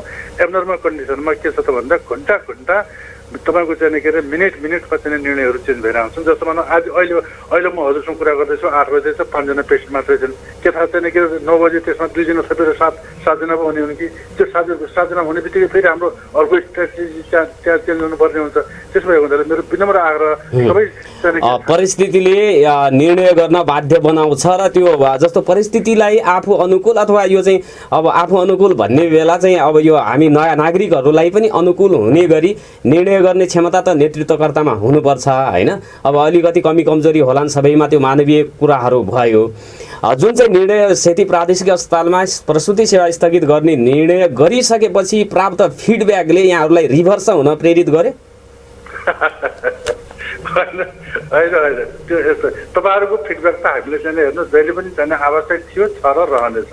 हजुर, नागरिकहरूको पनि अब सार्वजनिक रूपमै आउँछन् फिडब्याकहरू, अहिले सजिलो छ। पत्रकार मित्रहरू नागरिक चाहिँ समाजको फिडब्याक हामीलाई चाहिँ के हिजो पनि चाहिँ आवश्यक थियो, आज पनि आवश्यक छ, भोलि पनि रहन्छ, जसलाई हामी अरूको नजरमा त्यो आलोचना हुन सक्छ, तर त्यो मेरो नजरमा त्यो एकदम चाहिँ के त्यसलाई मैले एसेटको रूपमा लिने गरेका छौँ होइन। अब तपाईँहरूका पोजिटिभ कुराहरूलाई चाहिँ हामीले चाहिँ फिडब्याकको रूपमा लिने त्यो त स्वभाव पनि भयो होइन। किन भन्दा तपाईँहरूको पोजिटिभ कुरालाई फिडब्याकको रूपमा लिने त्यो कुरा आफ्नो ठाउँमा चाहिँ रह्यो। तर पनि मुख्य प्रश्न अहिले के हो त भन्दाखेरि चाहिँ के अरे अहिले क्राइसिस चाहिँ के अरे म्यानेजमेन्ट मैले यो अहिले भने होइन नि त, मैले अहिले यो कुरा भने भए पो तपाईँलाई चाहिँ के अरे सरले यो के अरे अध्यक्षले कुरा मिलायो भन्ने तपाईँलाई भन्थ्यो। मैले त अस्ति नै तपाईँको कुरामा भनेको थिएँ नि होइन, यो सिचुएसनल डेभलपमेन्ट के अरे नारायण चाहिँ हामी चेन्ज गर्न सक्छौँ भनेर मैले अस्ति नै तपाईँलाई ग्रिन सिग्नल त अस्ति नै दिइसकेको थिएँ नि मैले। अध्यक्षजी, जस्तो यो राजनीतिक पृष्ठभूमि बोकेका व्यक्तित्वहरूबाट यो चाहिँ प्राविधिक पक्षहरूलाई जहिले पनि नजरअन्दाज गरिएर चाहिँ निर्णयहरू लाद्ने प्रयास हुन्छ, त्यो मन्त्रालयकै सन्दर्भमा होस् अथवा व्यवस्थापन समितिका सन्दर्भमा अन्य कुराहरू सर्वत्र। म अस्पतालको मात्रै कुरा गरिराखेको छैन, यो पोलिटिकल माइन्ड चाहिँ जुन किसिमले सेटअप भएको हुन्छ यसले प्राविधिक पक्षहरूलाई किन नजरअन्दाज गर्न खोज्छ? नारायणजी, मेरो प्रश्न के हो भने हामी चाहिँ पोलिटिकल क्रिएटर मात्र होइन नि बाबा, हामी त सोसियल इन्जिनियर पनि त हो नि, हामी पनि प्राविधिक हो नि। उहाँहरू चाहिँ तपाईँको चाहिँ के अरे डक्टर बन्नुभयो होइन, हजुर हामी त सोसियल इन्जिनियर, हामी पनि सोसियल इन्जिनियर हो नि, सोसाइटीको इन्जिनियर हामी पनि हो, हामी पनि प्राविधिक हो बाबा। यसलाई चाहिँ के अरे यसरी बुझ्नु भएन। हामीले कहिले पनि उहाँलाई नजरअन्दाज गर्ने, डाक्टर साहबलाई नजरअन्दाज गरेर उहाँहरूलाई अनडिस्ट्रिब्युट गर्ने, उहाँहरूलाई चाहिँ के अरे निर्णय प्रक्रियामा सहभागिता नगराउने, निर्णय प्रक्रियामा ओनरसिप चाहिँ नदिने, त्यो प्रयास हामीले कहिले गरेकै छैनौँ। किन भन्दाखेरि चाहिँ त्यो गर्ने कुरै हुँदैन नि। किन भन्दा अस्पताल जस्तो चिज चलाउनु पर्ने छ। अस्पताल चलाउनु भनेको त त्यहाँ चाहिँ राजनीतिक नेतृत्व हुन्छ, अस्पताल चलाउने त होइन, राजनीतिक नेतृत्व हुन्छ, पुलिस मेकरको काम गर्ने हो। अस्पताल चलाउनु भने त डाक्टर साहबलाई कोर पाडो नराखिकन अस्पताल चल्छ, त्यो कसैले कल्पना गर्न सक्छ? त्यो कसैले चाहिँ के अरे यदि कल्पना गर्छ भने, एजुकेसन गर्छ भने त्यो पनि के हो त भन्दा अपराधिक मानसिकताको उपज हो भन्ने मलाई लाग्छ। किनभने भनाइमा यस्तो भयो, तर गराइमा कतै कतै चाहिँ यो चिकित्सकहरूलाई किनारामा चाहिँ पार्नुहुन्छ कि भन्ने चाहिँ भनिन्छ। यो सेतीको कुरा मात्रै होइन, हामी समग्र देशभरिका चाहिँ यो चाहिँ राजनीतिक नेतृत्वले लिने निर्णयहरू अलि चाहिँ दूरगामी चाहिँ हुँदैनन् है, यो चाहिँ अलि अभिप्रेरित अन्य कुराहरूबाट बढी हुन्छन् भन्ने आम रूपमा चाहिँ यो बुझाइ छ। यसलाई चाहिँ चिर्नको लागि तपाईँको नेतृत्व चाहिँ पनि सफल भएको चाहिँ अहिलेसम्म नदेखिएको चाहिँ मैले अनुरोध गरेँ यहाँलाई। अब यस्तो हो कुरा, के हो भन्दाखेरि नेतृत्व सफल र असफल कुन कुरामा चाहिँ भन्छ। हिजोको दिनमा हामीले सिटी स्क्यान किन्नुपर्छ भन्यौँ, त्यो नेतृत्व 30 लाख जनताको लागि सिटी स्क्यान किन्न आवश्यक थियो कि थिएन? राजनीतिक नेतृत्वले के भने सिटी स्क्यान अहिले किन्न आवश्यक छ, यदि सिटी स्क्यान किनिएन भने 30 लाख जनता चाहिँ मार्गमा पर्छन् भनेर हामीले त्यहाँनिर चाहिँ नेतृत्वले उठायौँ। त्यो चाहिँ के अरे अब सफल हो असफल हो त्यो तपाईँ जस्ता पत्रकार लगायत यहाँका 30 लाख सुदूरपश्चिमेली दाजुभाइहरूले थाहा पाउनुपर्ने कुरा। अहिलेको कुरामा तपाईँको चाहिँ हरेक चाहिँ के अरे मोर्चामा चाहिँ तपाईँको मोर्चा कसिरहेका चाहिँ हरेक व्यक्तिहरू चाहिँ के अरे तपाईँको चाहिँ के अरे आफ्नो चाहिँ के अरे मतलब चाहिँ हिसाबले हामी म्यानेजमेन्टका व्यक्तिहरू लागिरहेका छौँ। यति मैले अस्ति भनेको छ, आज पनि भन्छु, यो भन्नुपर्ने त होइन, तर यहाँ भन्नुपर्ने बाध्यता हो। हामी भोलिन्टियरली चाहिँ के अरे आजका दिनसम्म चाहिँ हामी चाहिँ तपाईँको लागिरहेको अवस्था हो। अब तपाईँको चाहिँ काम गर्दै जाने क्रममा तपाईँको चाहिँ डाक्टर साहबहरूलाई कहाँनिर हामीले फ्रन्ट पार्टमा राखेनौँ। तपाईँहरूले जो डाक्टर साहबलाई सोध्दा हुन्छ नि, डाक्टर साहबहरूलाई हामीले चाहिँ बारम्बार 1 राउन्ड 2 राउन्ड 3 राउन्ड मिटिङ गरेर भने, तर उहाँहरूको कुरो के आयो त भन्दा सुरुमा उहाँहरूले लिखित के दिनुभयो भन्दा सामाजिक विकास मन्त्रालयमा हामी सेतीभन्दा बाहिर चाहिँ के अरे भएन भने के अरे सेतीभन्दा बाहिर अस्पताल बनाइयो भने हामी चाहिँ के अरे त्यहाँ चाहिँ सर्भिस दिँदैनौँ है भनेर उहाँहरूले सामाजिक विकास मन्त्रालयमा उहाँहरूले डेलिगेसन गरेर लिखित चाहिँ के अरे उहाँहरूले प्रतिवेदन दिनुभयो। त्यसपछि चाहिँ हामीले बाहिर बनाउने कन्टेक्स्ट गरिसकेपछि अब अहिले उहाँहरूले के भन्नुभयो भन्दाखेरि चाहिँ के अरे तपाईँको चाहिँ के अरे मतलब सेतीमा हुँदैन चाहिँ के अरे गेटामा हुन्छ भन्नुभयो होइन। अब मेरो एउटा नारायणजी प्रश्न के हो भने, ल म गेटाको सवाललाई म तपाईँसँग अलिकति 1 मिनट टाइम दिएँ। एकछिन मान्नुहोस्, कोरोनाको डाक्टर कोही छन् त यहाँ? कोही पनि छैनन्। अहिले कोरोनाको पेसेन्टलाई चाहिने उपचार भनेको कोलाबोरेटिभ थेरापी हो। त्यो कोलाबोरेटिभ थेरापी भनेको के हो त भन्दाखेरि तपाईँको चाहिने के अरे जसरी प्रसुति सेवामा कुनै एकजना गाइनको डाक्टरले मात्रै त्यहाँ चाहिने के आवश्यक हुँदैन, त्यहाँ तपाईँको चाहिँ एनेस्थेसियाको डाक्टर पनि आवश्यकता पर्छ, त्यहाँ फिजिसियन पनि आवश्यकता पर्छ, त्यहाँ अन्य डाक्टर पनि आवश्यकता परे जस्तै तपाईँ गेटामा राख्नुहोस्। ल पेसेन्टलाई चाहिँ के अरे गेटामा राख्नुहोस्, अनि गेटामा त्यो पेसेन्टले कोरोनाको पेसेन्टलाई राख्यो भने उसलाई राति 11 बजे चाहिँ तपाईँको पिसाबमा प्रब्लम आयो, उसलाई राति 11 बजे कुनै अन्य कुरामा प्रब्लम आयो भने उसलाई चाहिँ कसले हेर्ने? या त त्यो पेरिफेरीमा त्यहाँ चाहिँ डाक्टरको टिम राख्न सक्ने खालको होटल आवासको व्यवस्था या कुनै अन्य कुराको चाहिँ हुनु पर्यो होइन भने अब त्यो गेटामा कुनै त्यो पेसेन्टले चाहिँ के अरे समस्या भयो भने राति 12 बजे अनि यहाँबाट डाक्टरलाई उठाएर चाहिँ त्यहाँ लगेर जानु, इज इट पोसिबल? के यो सम्भव छ? नम्बर 1। नम्बर 2, नम्बर 2 कुनै व्यक्तिलाई कोरोना लाग्नु त्यो उसको अपराध होइन नि त। अनि समाजले उसलाई बहिष्कार गरेर चाहिँ के अरे मतलब अलग ठाउँमा लगेर चाहिँ राखिने। तपाईँको आज हरेक पेसेन्ट जो सहर म सिटी अस्पतालमा चाहिँ के अरे छु भन्ने बित्तिकै उसले के भएको छ भन्दा 50% मेन्टल्ली ऊ चाहिँ साइकोलोजिकल्ली ऊ चाहिँ के उसको ट्रिट भएको छ भने भोलि गएर उसलाई तपाईँ आइसोलेट तपाईँको सोसल्ली उसलाई चाहिँ सामाजिक दृष्टिकोणले उसलाई चाहिँ आइसोलेटेड गराउनुहुन्छ भने ऊ त्यसै पनि चाहिँ के अरे बिरामी हुनसक्छ। त्यसो भए उनीहरूले हामीले के भन्यौँ त भन्दाखेरि अहिलेको निमित्त उपयुक्त चाहिँ समय भनेको उपयुक्त स्थान भनेको सेती हो। अब सेतीभित्र पूर्वाधारलाई चाहिँ कहाँ कसरी सुरक्षित गर्न सकिन्छ त्यसलाई गरौँ भनेर हामीले त्यहाँ गरायौँ। त्यसैले तपाईँले चाहिँ के अरे डाक्टर मेसुलाई सोध्न सक्नुहुन्छ, त्यहाँको चिकित्सकसँग चाहिँ के अरे अगुवा साथीहरूलाई डाक्टर साहबहरूलाई सोध्न सक्नुहुन्छ कि दुर्गा जोशीको नेतृत्वले कहाँनिर चाहिँ के अरे डाक्टर साहबहरूलाई मिनिमाइज गर्यो। आजको डेटसम्म कहीँ कतै पनि हामीले उहाँहरूलाई मिनिमाइज गर्ने प्रयास गरेका छैनौँ हामी। अब यो चाहिँ कोरोनाको कहरसँग लड्नको लागि सबैले चाहिँ एकजुट भएर लाग्नुपर्ने स्थिति छ। यो अन्तमा अध्यक्षजी के भन्न चाहनुहुन्छ? हजुर अन्तमा चाहिँ यहाँको चाहिँ के भन्न चाहनुहुन्छ? कोरोनासँग लड्नको लागि सेती प्रादेशिक अस्पतालले क्षमताहरू अभिवृद्धि गर्नको लागि जुन 50-100को 20 दिनभित्र हामी अपरेट गर्छौँ भनेर भन्नुभएको छ।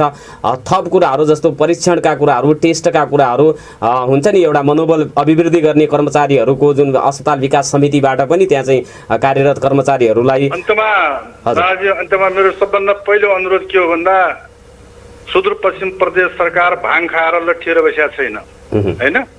यो सरकार आफ्ना जनताको 30 लाख जनताको स्वास्थ्यको बारेमा अत्यन्त गम्भीर छ, चिन्तित छ। माननीय मुख्यमन्त्रीज्यू, माननीय सामाजिक विकास मन्त्रीज्यू र यो चाहिँ सिङ्गो क्याबिनेट र त्यसपछि सेती प्रादेशिक अस्पतालको व्यवस्थापन समिति र सेती प्रादेशिक अस्पतालका आदरणीय प्रबुद्ध चाहिँ प्राविधिक व्यक्तित्वहरू डाक्टर साहबहरू हामी सम्पूर्ण के चाहिँ के अरे कुरामा चाहिँ एकदम अलर्ट छौँ त भन्दाखेरि आएका समस्याहरूलाई कसरी चुनौतीका साथ सामना गर्ने।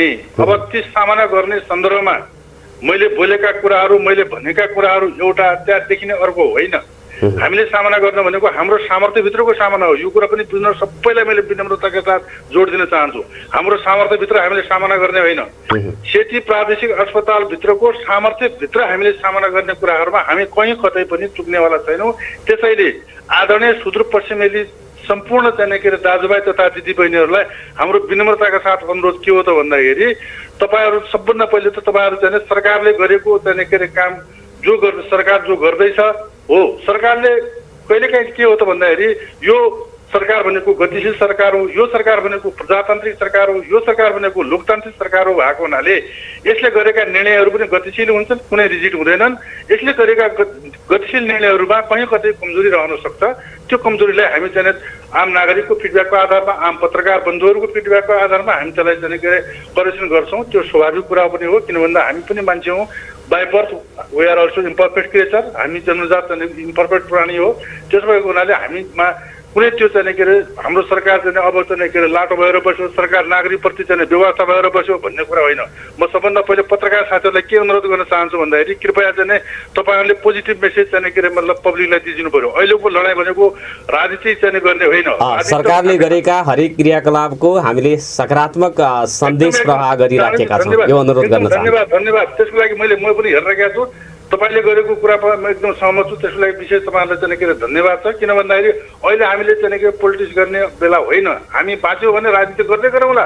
अहिले कुरा के हो भने मैले अघि पनि भनेको थिएँ, फेरि पनि अन्त्यमा म दोहोऱ्याउन चाहन्छु, मानव विकासको अस्तित्वसँग चाहिँ के अरे हामी लडिरहेको भएको हुनाले अहिले हाम्रो मानवता नै धरापमा परेको छ। हामीभित्रको चाहिँ के अरे मानवीय शक्ति धरापमा परेको छ। त्यसैले यो मानवतालाई बचाउने सवालमा पहिलो प्राथमिकता दिउँ। त्यसैले यो मानवता बचाउने सवालमा डाक्टर साहबहरूलाई सबैले साथ दिउँ। डाक्टर साहबहरूको मनोबललाई चाहिँ उता राखौँ। डाक्टर साहबहरू जो फ्रन्टलाइनमा काम गरिरहनु भएको छ, अझै डाक्टर साहबहरूको जत्तिकै फ्रन्टलाइनमा काम गर्ने हाम्रो चाहिँ के अरे तपाईँको चाहिँ के अरे यो परीक्षणमा चाहिँ प्रयोगशालामा काम गर्ने चाहिँ के अरे दाजुभाइ तथा दिदीबहिनीहरू हुनुहुन्छ होइन, उहाँहरू चाहिँ स्टाफहरू हुनुहुन्छ।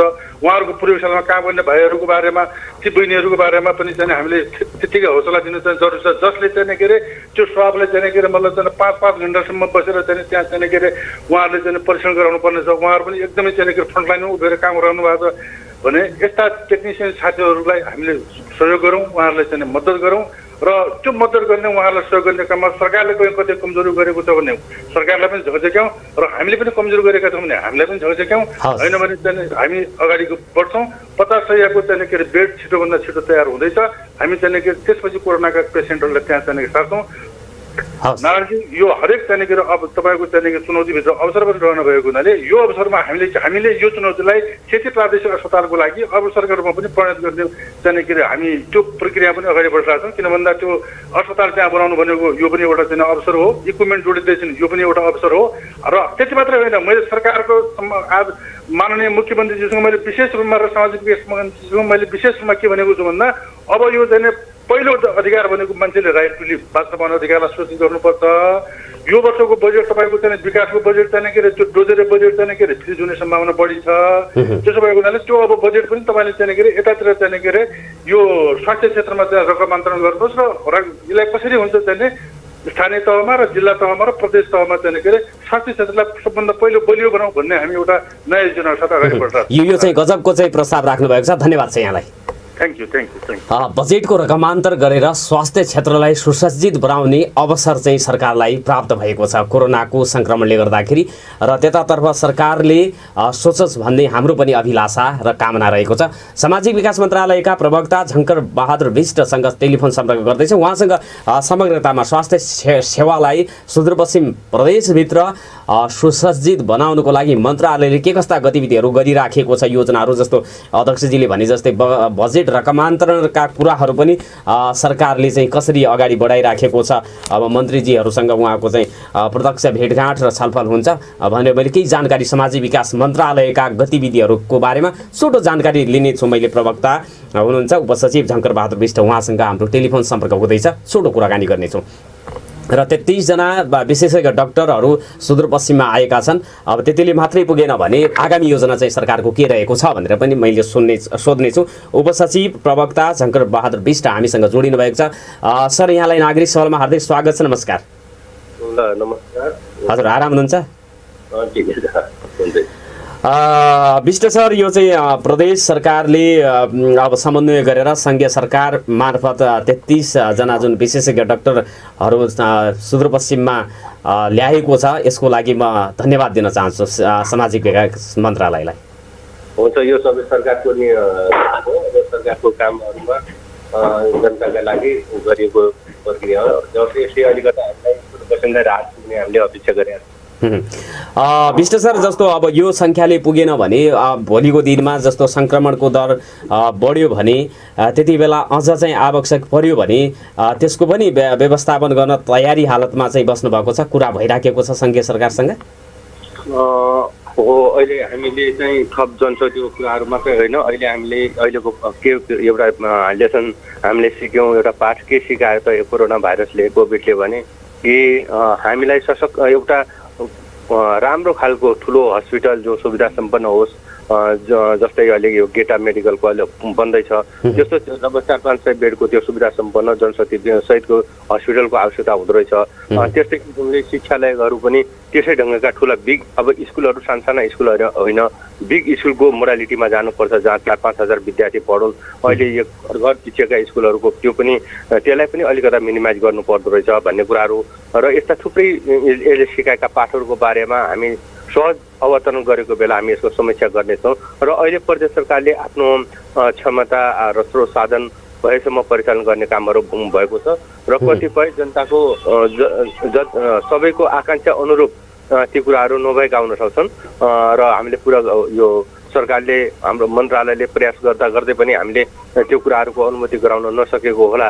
तथापि हामी पूर्ण रूपमा हामी आफ्नो क्षमतामा जति सकिन्छ ती कुराहरू मन्त्रालयले लागेको छ। र विष्ट सर, यो बजेट अब चाहिँ विकास बजेट जुन चाहिँ यो विभिन्न शीर्षकमा जुन कामै नहुन सक्ने स्थिति छ, अब चाहिँ त्यो कार्यान्वयनमा जाँदैन, त्यसलाई रकमान्तरण गरेर सुदूरपश्चिमका सेती प्रादेशिक अस्पताल लगायत प्रदेश सरकार मातहत र स्थानीय सरकार मातहत रहेका अस्पतालहरूलाई सुसज्जित बनाउनुपर्छ। सेती प्रादेशिक अस्पताललाई त अब चाहिँ यो एउटा मेडिकल कलेजकै रूपमा पनि यसलाई विकास गर्न प्रदेश सरकारले अग्रसरता देखाउनुपर्छ भन्ने जुन आवाजहरू उठेका छन्, ती आवाजहरू जस्तो अहिले पनि भेन्टिलेटर, आइसियु लगायतका चाहिँ उपकरणहरू थप्ने कुरामा के कस्तो प्रगति चाहिँ निकट भविष्यमै थोरै दिनभित्रै हुन्छ जस्तो त्यसको लागि केही होमवर्कहरू भइराखेको छ?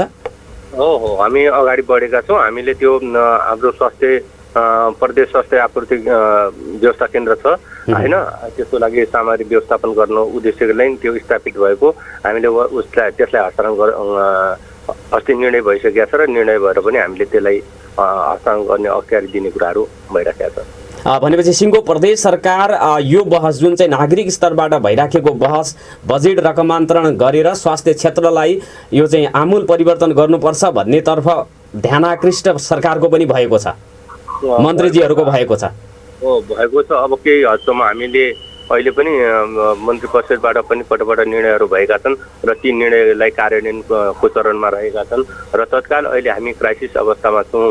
मैले क्राइसिस समयको कुरा गरेँ। तत्काल हामीले सेवा प्रवाहका लागि तत्काल तुरुन्तै व्यवस्थापन गर्नुपर्ने र कार्य प्रक्रिया पद्धति विधि प्रक्रियामा अगाडि जाँदाखेरि समय लाग्न सक्ने र यी दुईटै कुराहरूको संयोजन गर्नु समस्या पनि देखिएको हुनाले र अहिले चाहिँ आपूर्तिका व्यवस्थाका कुराहरू र हामीसँग त्यस्ता उत्पादन गर्ने कम्पनी र सप्लायरहरूले तुरुन्तका तुरुन्तै ती कुराहरू चाहेको मात्रामा सामग्रीहरू पनि दिन नसक्ने र हामीले ती कुराहरू कठिनाइको बावजुद पनि व्यवस्थापकीय हिसाबले हामी अगाडि बढेको छ। मन्त्रालयले नीतिगत कुराहरूमा आफ्नो मातहतका निकायहरूलाई पनि परिचालन गर्ने काम भइरहेको छ। अब जस्तो यो चाहिँ भारतबाट 1,47,000 नेपालीहरू आए सुदूरपश्चिममा भन्ने छ, ती सबैको खोजी गरेर अब स्थानीय सरकारसँग सहकार्य गरेर सबैको यो चाहिँ टेस्ट गर्ने कुरामा चाहिँ के कस्तो तयारी छ? हामीसँग त्यो क्षमता छ? ल हामीसँग अब होइन, हामीले सर्वप्रथम त यहाँलाई थाहा छ हाम्रा दुईवटा जुन यो नाकाहरू छन् भनौँ न, त्यो सीमा नाकाहरूबाट मात्रै प्रवेश गर्ने होइनन् र अन्य थुप्रै यस्ता किसिमका सिमानाहरू जुन ओल्लो घर पल्लो घर र बिच बाटोले छेकेका बाटोले एकातिर इन्डिया एकातिर नेपाल भएका सीमा बस्तीहरू पनि हामीसँग छन् र त्यस्तो सिनारियो पनि देखिन्छ।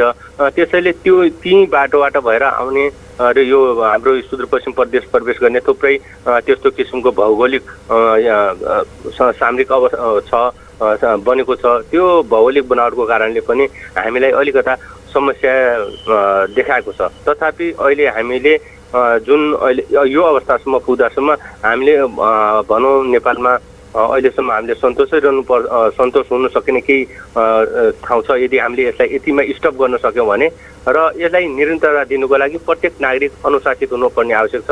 अनुशासन नै अहिलेको यसको मुख्य पूर्व तयारी हो। त्यसैले हामी सबै अनुशासित रह्यौँ। प्रत्येक नागरिकले सरकारले निर्देशित गरेका कुराहरूमा अनुशासित भएर काम गर्यौँ र हामी मिडिया कर्मीहरूले पनि सोही ढङ्गका सकारात्मक सन्देशहरूलाई प्रसारण गर्न र नागरिकहरूलाई सोही बमोजिम पालना गर्न। विष्ट सर, सरकारले राम्रो गरेको कुराको चाहिँ हामी चाहिँ 100 चोटि त्यो राम्रो हो भन्न तयार छौँ। त्यसमा तपाईँहरू चाहिँ कतै पनि शङ्का नगरिदिनु होला। र अन्तमा मैले जस्तो यो परीक्षणका कुराहरू सघन रूपमा गर्नको लागि 3वटा प्रयोगशालाहरूको स्थापना गर्ने प्रदेश सरकारको निर्णयको उपलब्धि चाहिँ अब चाहिँ त्यो अन्तिम त्यो कहिलेसम्म स्थापना भइसक्छ भन्ने तपाईँहरूको होमवर्क रहेको छ। र यो लकडाउनमै भएका जस्तो यो क्वारेन्टिनमै बसेकाहरूको परीक्षण गर्ने र सीमा क्षेत्रमा क्वारेन्टिनमा बसेका 24 दिन भइसक्यो, उहाँहरूको विषयमा पनि केही छलफल भएको छ प्रदेश सरकारमा? त्यो अब प्रक्रियागत रूपमा टेस्ट गरेर हामीले अब बाहिर पठाउनु पर्छ। 21 दिन, अब 21 दिनसम्म राख्ने कि भन्ने कुराहरू पनि गरिरहेका छन्। त्यो टेक्निकल कुराहरू छ र त्यसलाई पहिलो दोस्रोचोटि जब अन्तिम आवरमा 2 दिन अगाडि र त्यसपछि हामीले पठाउनुभन्दा केही समय अगाडि स्याम्पल लिने, टेस्ट गर्ने, त्यसको रिजल्ट आइसकेपछि लिने भन्ने प्रक्रियागत कुरा हुँदो रहेछ। त्यो कुराहरू टेक्निकल कुराहरू पुरा भएपछि, क्लिनिकल कुराहरू पुरा भएपछि पठाउने होला। र अब अर्को जहाँसम्म छ अहिले स्थानीय तहको यहाँहरूलाई पनि के अनुरोध छ भने हाम्रा सबै माध्यमहरू, सबै संस्थाहरू, सबै संरचनाहरू, सबै राज्यका संरचनाहरूले सशक्त रूपमा रहेर अहिले जनतालाई निराशा नहुने किसिमले हाम्रा बलबुताले भ्याएसम्म, हाम्रो स्रोत साधनले भ्याएसम्म लाग्नुपर्ने परिस्थिति छ। यी कुराहरू गाउँ बस्तीमा जहाँ हाम्रो वैदेशिक रोजगारमा गएका हाम्रा दाजुभाइहरू फर्किनुहुन्छ, उहाँलाई क्वारेन्टाइनमा राखेर व्यवस्थापन गर्ने कुराहरूमा हामीले अगाडि बढ्नुपर्छ र त्यसरी सबैले मिलेर व्यवस्थापन गऱ्यौँ र सबैले सूचना प्रवाह गऱ्यौँ। सूचना लुकाएन भने सूचनालाई प्रवाह गर्ने एउटा निश्चित हामीले त्यहाँका सूचनाहरू हाम्रो पालिकामा हुँदै, पालिकाबाट प्रदेश हुँदै आयो, प्रदेशले केन्द्रसम्म हामीले सही सूचना दिन सक्यौँ भने जति सूचना सही हुन्छ तथ्यपरक हुन्छ त्यति हामी त्यसलाई नियन्त्रण गर्न सजिलो हुन्छ। यो कुरामा विष्ट सर मैले अन्तिम भनेको थिएँ तर एउटा अन्तिम मैले सोधेँ जस्तो 3000 प्रति विपन्न परिवारलाई दिने भनेर प्रदेश सरकारको निर्णय सामाजिक विकास मन्त्रालय हुँदै त्यो स्थानीय तहमा जान्छ होला, त्यो नगद पैसा दिने हो या त्यसको चाहिँ राहत किनेर दिने हो भनेर धेरै चाहिँ सर्वसाधारण नागरिकले प्रश्न गरेको थिए, त्यसको चाहिँ के हुन्छ सचिवजी? हो अब यो त स्थानीय पालिकाले अब मोडालिटी गर्न सक्ने होला। मलाई त्यो सम्बन्धी नीतिगत यस्तै हो भन्ने कुराहरू छैन। जति तपाईँले थाहा पाउनु भएको छ त्यही अनुदानको यति पर हेड यतिका दरले जाने भन्ने कुराहरू हो। अथवा त्यो नीति बनाउने कुराहरू स्थानीय सरकार आफै पनि सरकार भएको हुनाले त्यो त्यहाँको जनताकोबाट उनीहरूलाई उपभोग गरेर बढी भने जुन किसानले उत्पादन गरेको छ त्यो कलेक्सन गर्ने किनिदिने अनि त्यही किनेको उनीहरूबाट किनेको ठिक मूल्यमा किनेको त्यही अनुसार जो केही गर्न सक्दैनन्, जो चाहिँ बिहान बेलुकी हातमुख जोड्नुको लागि दैनिक काम नगरेर उनीहरू हातमुख जोड्न सक्दैन त्यस्तोलाई केही सामग्रीहरू अनुदान दिने, त्यो बराबरको पैसा कोषमा राख्ने वा त्यो पैसाले कुनै सामग्रीहरू किनेर राहत वितरण गर्ने, त्यो कुराहरूको मोडालिटी चाहिँ उनले निर्णय गरेर अनि प्रदेश सरकारसँग समन्वय गरेर गर्न सक्ने होला नि त्यो। हवस् हवस् विष्ट सर, समय दिनुभयो यसका लागि धन्यवाद छ यहाँलाई। Thank you. टाइम चेकमा जानेछौँ र टाइम चेक पछि हामी धनगढी वितरण केन्द्र नेपाल विद्युत प्राधिकरण धनगढी वितरण केन्द्रका इन्जिनियर प्रमुख इन्जिनियर सुरेन्द्र चौधरीसँग कुराकानी गर्नेछौँ। विद्युतको अनियमित कटौती धनगढी र आसपासका क्षेत्रमा किन भइराखेको छ भनेर मैले प्रश्न गर्नेछु उहाँसँग। छोटो व्यापारिक विश्राम र टाइम चेक पछि। दिनेश एफएम पुनः स्वागत छ आदरणीय श्रोता कार्यक्रम नागरिक सवालमा। नागरिक सवालमा हामी विद्युत प्राधिकरण धनगढी वितरण केन्द्रका प्रमुख इन्जिनियर सुरेन्द्र चौधरीसँग कुराकानी गर्दैछौँ र त्यसपछि तपाईँहरूको लागि टेलिफोन लाइन खुला गर्नेछौँ। 091 410 216 लाइनमा यहाँहरूले टेलिफोन गर्न सक्नुहुनेछ, फोन गर्न सक्नुहुनेछ। फेरि म हाम्रो स्टुडियोको टेलिफोन नम्बर भन्छु 091 410 216 यहाँहरूले हामी चाहिँ विद्युत प्राधिकरण धनगढी वितरण केन्द्रका प्रमुखसँग कुराकानी गर्दैछौँ। विद्युत कटौती किन भइराखेको छ भनेर मैले उहाँसँग प्रश्न गर्नेछु। र हावाहुरी आज बिहान अलिकता हावाहुरी चलेको थियो, अहिलेसम्म विद्युत आइसकेको छैन र साँझ दिन हो विद्युत जाने गर्छ, दिउँसो पनि जाने गर्छ, के कारणले हो भनेर मैले उहाँसँग प्रश्न गर्नेछु। इन्जिनियर साहब यहाँलाई नागरिक सवालमा हार्दिक स्वागत छ। नमस्कार। नमस्ते हजुर। नमस्ते सर। हजुर आराम हुनुहुन्छ? ठिकै छु। यो बिजुली चाहिँ घरिघरि गइराख्ने अहिले चाहिँ अब के भन्छ हाम्रो उद्योग कल कारखानाहरू बजार क्षेत्र नचलेको अवस्थामा पर्याप्त विद्युत छ, उपभोग गर्नुहोस्, खाना पनि पकाउनुहोस् भनेर विद्युत प्राधिकरणले भन्ने, अनि जान चाहिँ पटक पटक गइराख्ने, साँझको बेला त अझै लामो समयसम्म जाने, अलिकति चाहिँ पिपलको पात हल्लाउने चाहिँ हावा चल्यो भने त फेरि आउँदै नआउने स्थिति चाहिँ किन हुन्छ इन्जिनियर साहब? यो हजुर सर यस्तो छ। अब मैले के भन्नु पर्यो भने हाम्रो लाइन चाहिँ अहिले चाहिँ अब आज पनि भर्खरै गेटामा 33 केबी लाइनमा गेटामा एउटा ठुलो रुख ढलेको छ अनि हामी त्यो रुख काट्नतिर लागेका छौँ, काट्दैछौँ भन्नु पर्यो होइन अहिले पनि। अनि अब के हुन्छ भने यो अब लोडको कुरासँग हाम्रो खासै सरकार रहेन कि लोडिङ त अब नेपालमा जति पनि छ होइन, इन्डियाबाट पनि लाइन नपुग सप्लाई पनि भइरहेको छ र यहाँ हाम्रो जेनेरेसन क्यापेसिटीले पनि धानिरहेको छ अहिले त, किनभने कल कारखाना बन्द छ। त्यो डिमान्ड र सप्लाईको म्याच नभएर लाइन काटिने अवस्था त छैन। तर के हुन्छ भने अहिले जुन हाम्रो लाइनको जुन स्थिति छ अनि खास भन्नुभन्दा अस्ति सायद अस्तिको कुरालाई जोडेर अस्ति 2-3-4 दिन हाम्रो लाइन अलिकति कहाँ कुन एरियामा डिस्टर्ब भयो भने क्याम्पस चौकदेखि धनगढी गाउँसम्मको लाइन धेरै नै डिस्टर्ब भयो।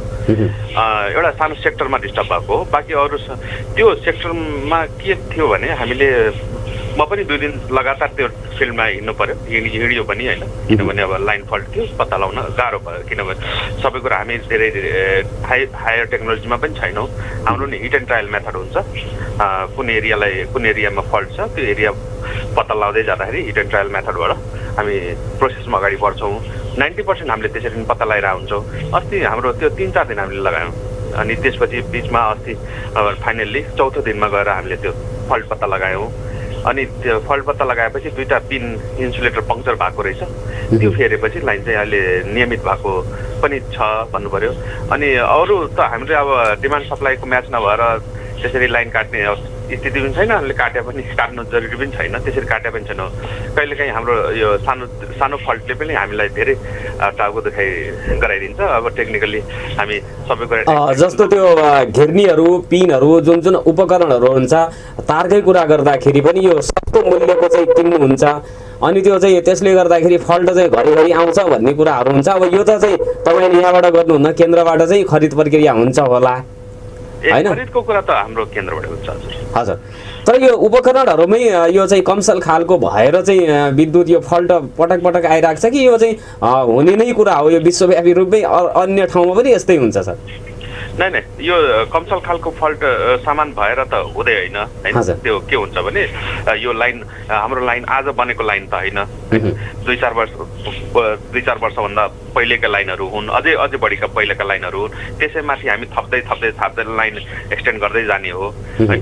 पुरानो लाइनहरू जस्तो धनगढी बजारकै धनगढी गाउँकै लाइनमा फल्ट थियो भनेपछि त्यो लाइन त भन्ने 8-10 वर्षभन्दा पहिलाको लाइन हो। त्यो सामान मेटेरियल त आजको हिजो आज जडान गरेको मेटेरियल पनि होइन। जस्तो कि हामी पहाड क्षेत्रमा अहिले विस्तार गर्दैछौँ, धनगढीकै यो अरू क्षेत्रहरूमा विस्तार गर्दैछौँ। ती क्षेत्रहरूमा फल्ट भयो भने हामीले त्यसलाई कमसल खालको भन्न केही आशंका गर्न मिल्थ्यो। त्यो पार्ट त हुँदै होइन। तर के हुन्छ भने कुनै पनि सामानहरू युज गर्दै जाँदाखेरि जुनै पनि उपकरण युज गर्दै जाँदाखेरि लाइन कुनै समस्या देखिन सक्छ। यो त नेपालभरि नै यो कुराहरू जुन नयाँ लाइन चाहिँ विस्तार गर्दाखेरि त्यो फरक प्रविधि अप्नाएर गरिन्छ र त्यहाँ नयाँ लाइन र पुरानो लाइनको तुलनामा नयाँमा चाहिँ कम फल्ट देखा पर्छ इन्जिनियर साहब, के हुन्छ? होइन त्यो पनि होइन। फेरि नयाँ लाइन र पुरानो लाइन प्रविधि फरक छैन हाम्रो, फरक केही पनि छैन। हाम्रो लाइन विस्तार पोल र तार र डिस्क पिन एक्ज्याक्टली सेमै मेटेरियलहरू युज हुने हो होइन। भनेपछि प्रविधिमा अपग्रेड विद्युत प्राधिकरण हुन नसक्दाखेरि यो समस्याहरू आइराख्ने हुन हिजोको दिनमा पनि थिए, अब आउने दिनमा पनि भइरहेको छ। त्यसो भए यो त एक्चुअली वर्ल्ड वाइड प्रब्लम नै हो सर। के हुन्छ भने हाम्रो नेटवर्किङ अब अलिकति टेक्निकल कुरामा छिर्यो भने फेरि बुझाउन अलि गाह्रो होला। हाम्रो टेक्निकल भनेको हाम्रो टेक्नोलोजी भनेको रेडियल सिस्टम छ एक्चुअली। नेपालको हरेक नेपाल र इन्डिया पनि भन्नु पर्यो, यो एसियामै रेडियल सिस्टम नै छ। इन्डियामा केही विकसित सहरहरूमा लुप सिस्टम नेटवर्क सिस्टम छ। हामीले हाम्रो आफ्नो पढाइको सन्दर्भमा त्यो पढिन्थ्यो पनि। अब विकसित राष्ट्रहरूमा नेटवर्किङ सिस्टम अन्डरग्राउन्ड सिस्टम होइन, भित्रै सब स्टेसन हुने, अन्डरग्राउन्डमै सब स्टेसनहरू हुनेदेखि लिएर बाहिरको तारहरू पनि अनि अलि हायर टेक्नोलोजीको माध्यमहरू प्रयोग हुने। जस्तो अहिले काठमाडौँमा समेत अन्डरग्राउन्डको प्रविधिको लागि अब काम सुरु भइरहेको थियो। अब यो कुराहरू त अब टेक्निकल पार्ट हो। जस्तो नेटवर्कमा के हुन्थ्यो भने नेटवर्किङ सिस्टममा भएको थियो एउटा ठाउँबाट लाइन गयो भने त्यो ठाउँलाई विद्युत सुचारू गर्न अर्को नेटवर्कबाट त्यो ठाउँमा लाइन दिन्थ्यो र पछि त्यो सेक्टर काटेर त्यो ठाउँमा मात्रै मर्मत गरिन्थ्यो, बाँकी अरूलाई समस्या पर्थेन। तर हाम्रो रेडियल भनेको सिधा जान्छ। त्यो कुनै पनि त्यो रेडियल सिस्टममा कुनै पनि त्यो फिडरमा कुनै पनि पोइन्टमा या त स्टार्टमा या त एन्डमा त्यो सिस्टममा कहीँ नै केही कुरा बिग्रियो भने त्यो फिडरकै सम्पूर्ण ग्राहकहरूको लाइन अवरुद्ध हुने स्थिति छ नेपालमा। अब नेटवर्क सिस्टममा जानको लागि केही वर्ष अझै केही दशक लाग्न सक्छ होला। अनि एउटा चाहिँ आम रूपमा तपाईँहरूलाई आरोप केही पनि लाग्छ भने इन्जिनियर साहब, यो जब गर्मी बढ्दै जान्छ त्यसपछि चाहिँ इन्भर्टर व्यापारीहरू सोलर व्यापारीहरूको व्यापार बढाउनको लागि पनि कतै गर्छन् कि भनेर यो आम रूपमा एउटा चाहिँ लगाइने आरोप है, यो पनि भन्ने गरिन्छ। कहीँ यस्तो त होइन नि? नै हामीलाई त यस्तो छ सर, हामीले के एउटा विद्युत प्राधिकरणको कार्यालय प्रमुख धनगढीको कार्यालय प्रमुखको कतिसम्मको हुन्छ अधिकार हुन्छ तपाईँलाई। हामीले कसैको पनि लाइन काट्ने अधिकार छैन। अधिकार हामीलाई एउटा फिडरको लाइन काट्ने अधिकार हामीले हामीले आफ्नो इच्छाले कुनै पनि फिडरको लाइन काटियो भने या त हाम्रो कसैको फाइदा हेरेर या त कसैको स्वार्थमा कुनै पनि फिडरको नेटवर्कको लाइन हामीले जबरजस्ती चल्दै लाइन काटियो भने हाम्रो जागिर पनि जान्छ र हामीले जवाब पनि दिनुपर्छ, त्यसको स्पष्टीकरण पनि दिनुपर्छ। यो जुगेडा फुलबारी लगायतको यो ग्रामीण क्षेत्रमा 11 नम्बर 6 नम्बरको क्षेत्रमा लामो समयसम्म यो चाहिँ हल्का हावा चल्यो भने यो चाहिँ नि बिजुली जान्छ, त्यो अपग्रेड कहिल्यै पनि हुँदैन भनेर त्यो क्षेत्रका नागरिकहरू जहिले नि गुनासो हुन्छ इन्जिनियर साहब, त्यसमा केही प्रगति हुन्छ? हुन्छ प्रगति हुन्छ पनि यो अब यो सायद हामीले त्यहाँको दुईटा ट्रान्सफर्मर पनि त्यसमा हालिसकेको छ जुगेडा क्षेत्रमा त्यो त्यहाँको भोल्टेजको समस्या भएको र लाइनहरूको त्यहाँ लोड नपुगेको भएर हामीले दुईटा ट्रान्सफर्मर पनि थप्यौँ त्यो एरियामा। अब सुधार गर्ने क्रमिक रूपमा सुधार गर्ने कामहरू यी नै हुन् र त्यो के भने त्यो क्षेत्रमा यो अब लाइनहरू पनि अलिकति अस्तव्यस्त भएको र मैले आएपछि धेरै ठाउँहरूमा लाइनहरूलाई पनि चाहिँ झुलेका लाइनहरू तारहरू फेरि रिटेन्सन गर्न लगाए त्यो तारहरूलाई फेरि तन्काउने। भनेपछि गत वर्ष जस्तो अवस्था यो वर्ष आउँदैन। यदि आयो भने तपाईँहरूलाई हामी चाहिँ झकझक्याउने नै छौँ। आज चाहिँ रोग ढलेको छ त्यो चाहिँ अब नियमित बिजुली चाहिँ कतिखेर पाउँला? आधा घन्टा अझै लाग्ला। आधा घन्टापछि बिजुली आउँछ घरमा। के भयो भने हामीसँग मेसिन पनि छ, रुख काट्ने मतलब काठ दाउरा काट्ने मेसिन छ। त्यो कारणले गर्दा अलिक छिटो हुने भयो। नभए अब हातले त्यो रुख काट्न परेको भए 1-2 घन्टै लाग्थ्यो होला। अलिक ठुलो रुख रहेछ अनि त्यो भएर हामीले त्यो मेसिन भर्खरै लिएर गएको छ। त्यो सायद काट्न सुरु गरेछ भनेर मैले खबर पाछु अनि आधा घन्टा अझै लाग्ला सर। अब यो एउटा चाहिँ आम उपभोक्ताको प्रश्न रहेको छ, मिटर रिडिङ गर्न बिल चाहिँ कसरी बुझाउने होला भन्ने किसिमको छ। यसमा चाहिँ के छ? विद्युत प्राधिकरणले के भनेको छ इन्जिनियर सर?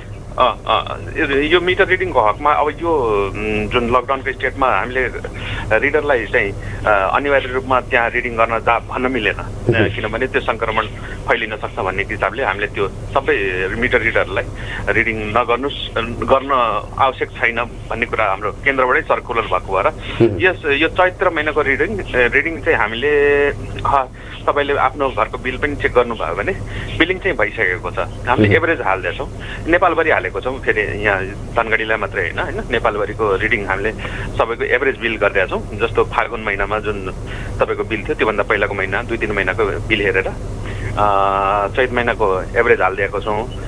यो एभरेज रिडिङमा के भयो भने रिडिङ चाहिँ तपाईँको भइसकेको छ। तर के हुन्छ भने यदि तपाईँले अब लकडाउन खुलेपछि या त वैशाखमा लास्टसम्म खुल्ला या त जेठमा खुल्ला, जुन बेला लकडाउन खुल्छ त्यो बेलामा हामी रिडिङ नियमित गराउँछौँ। अनि नियमित गराउँदाखेरि यदि तपाईँले कम खपत गर्नुभएको छ, बढी बिलिङ भएको छ, त्यो पनि एडजस्ट भइहाल्छ। यदि कम खपत गर्नु या बढी खपत गर्नुभएको छ, कम बिलिङ भएको छ भने त्यो पनि त्यो महिनाको रिडिङमा एडजस्ट हुने गरी हामीले त्यसरी अब लकडाउनको स्टेटमा त्यसलाई त्यसरी केन्द्रले व्यवस्था गरेको भएर हामीले बैंकिङ प्रणालीबाट पेमेन्ट गर्न सकिन्छ। सर हजुर। अफिस त बन्द होला? त्यो पनि बन्द होइन, अफिस पनि बन्द छैन सर। अब हाम्रो अफिसमा आएर नि बुझाउन सक्ने अवस्था छ? अब यही त हामीले ग्लोभ्स मास्कहरू प्रयोग गरेर एकजना कर्मचारी पनि खटाइरहेका छौँ बिलिङको लागि होइन। उहाँ बसिराख्नु भएको छ। अति आवश्यक कोही आउनुभयो भने जस्तो कि हाम्रो सेवा भनेको त अब खालि मिटर पैसा बुझाउने र लिने मात्रै भएन। के हुन्छ भने तपाईँहरूको नयाँ मिटर कसैले घर बनायो अनि अब लकडाउनको स्टेटमा उसले बत्ती बाल्न पाएन भने त्यो पनि हामी ऊ सुविधाबाट वञ्चित हुने भयो। अनि हिजो भर्खरै एकजना ग्राहक आउनुभयो अनि हामीले उहाँको रकम बुझेर पैसा बुझेर अनि त्यसपछि मिटर जोड्न लगाइदिउँ। भनेपछि अत्यावश्यकीय सेवा प्रवाह गर्न सकोस् भनेर तपाईँको अफिस पनि खुला छ, त्यहाँ केही कर्मचारी हुनुहुन्छ? हजुर खुल्ला हुन्छ। काउन्टर सबै चलेको छैन, एउटा मात्रै काउन्टर हामीले ग्राहक आएको हकमा चलाइरहेको छौँ। त्यो पनि अति आवश्यक स्टेटको लागि मात्रै। जस्तो कि अब त्यो मैले भनिहालेँ नयाँ मिटर जोड्नु पर्यो अनि केही कुराहरू जस्तो कि केही कुराहरूको ठुलो रकमको जस्तो 1 लाखभन्दा माथिका बिलहरू होइन इसेवाबाट तिर्न सकिँदैन। त्योभन्दा मुनिका बिल मात्रै इसेवाबाट तिर्न सकिन्छ। त्यो त या चेक या त ब्याङ्कबाट बुझाएको भाउचर लिएर आएर बुझ्नको लागि या त क्यास नै लिएर आउनुभयो भने त्यो पनि हामीले बुझिदिने गरेका छौँ। 1 लाखभन्दा माथिको बिललाई त्यसैले त्यो सुविधालाई पनि हामीले हेर्न मध्यनजर गरी अब एउटा काउन्टर चाहिँ हामीले चलाइरहेको छौँ। हस् इन्जिनियर साहब समय दिनुभयो र यो चाहिँ अब बिजुली अति आवश्यक नै हुन्छ, गर्मी बढ्दैछ, फल्टहरू आयो भने तुरन्त एक्सनमा गइदिनु होला भन्ने आम सर्वसाधारणको अनुरोधलाई यहाँ बिसाउँदै धन्यवाद दिँदै बिदा माग्छु। नमस्कार। हस् धन्यवाद सर। हजुर आदरणीय श्रोता 091 को लाइन यहाँहरूको लागि खुला गरेको जानकारी गराउँदछु। केही मिनेट हामीसँग 8:48 भएको छ।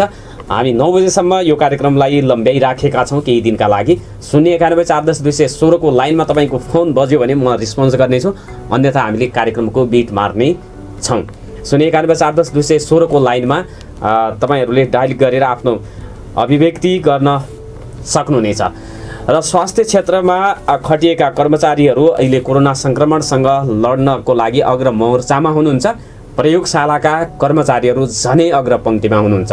चिकित्सक र प्रयोगशालाका कर्मचारीहरूलाई उच्च सम्मान दिनै पर्ने हुन्छ। उहाँहरू प्रति हाम्रो पनि उच्च सम्मान रहेको छ, सहानुभूति रहेको छ र उहाँहरूको चाहिँ सुरक्षा स्वास्थ्य स्थितिमा केही पनि नहोस् भनेर हामी कामना गर्न चाहन्छौँ। 09140100216 को लाइन यहाँहरूका लागि खुला रहेको म जानकारी गराउँदछु। श्रोताहरू, नागरिक सहल मार्फत केही कुरा भन्नु छ भने मैले फोन गर्न अनुरोध गरेँ। यदि फोन आएन भने हामीले कार्यक्रमको बिट मार्नुपर्ने हुन्छ। फोन आइसकेको छ, मैले त्यसलाई रिस्पोन्स गर्नेछु। श्रोता, यहाँलाई नागरिक सहलमा हार्दिक स्वागत छ। नमस्कार, कहाँदेखि को बोल्दै हुनुहुन्छ? हजुर नमस्कार। हजुर नमस्ते। हजुर, कहाँदेखि को बोल्दै हुनुहुन्छ? के भन्न चाहनुहुन्छ कृपया? हजुर, म चटकपुरदेखि प्रताप विष्ट।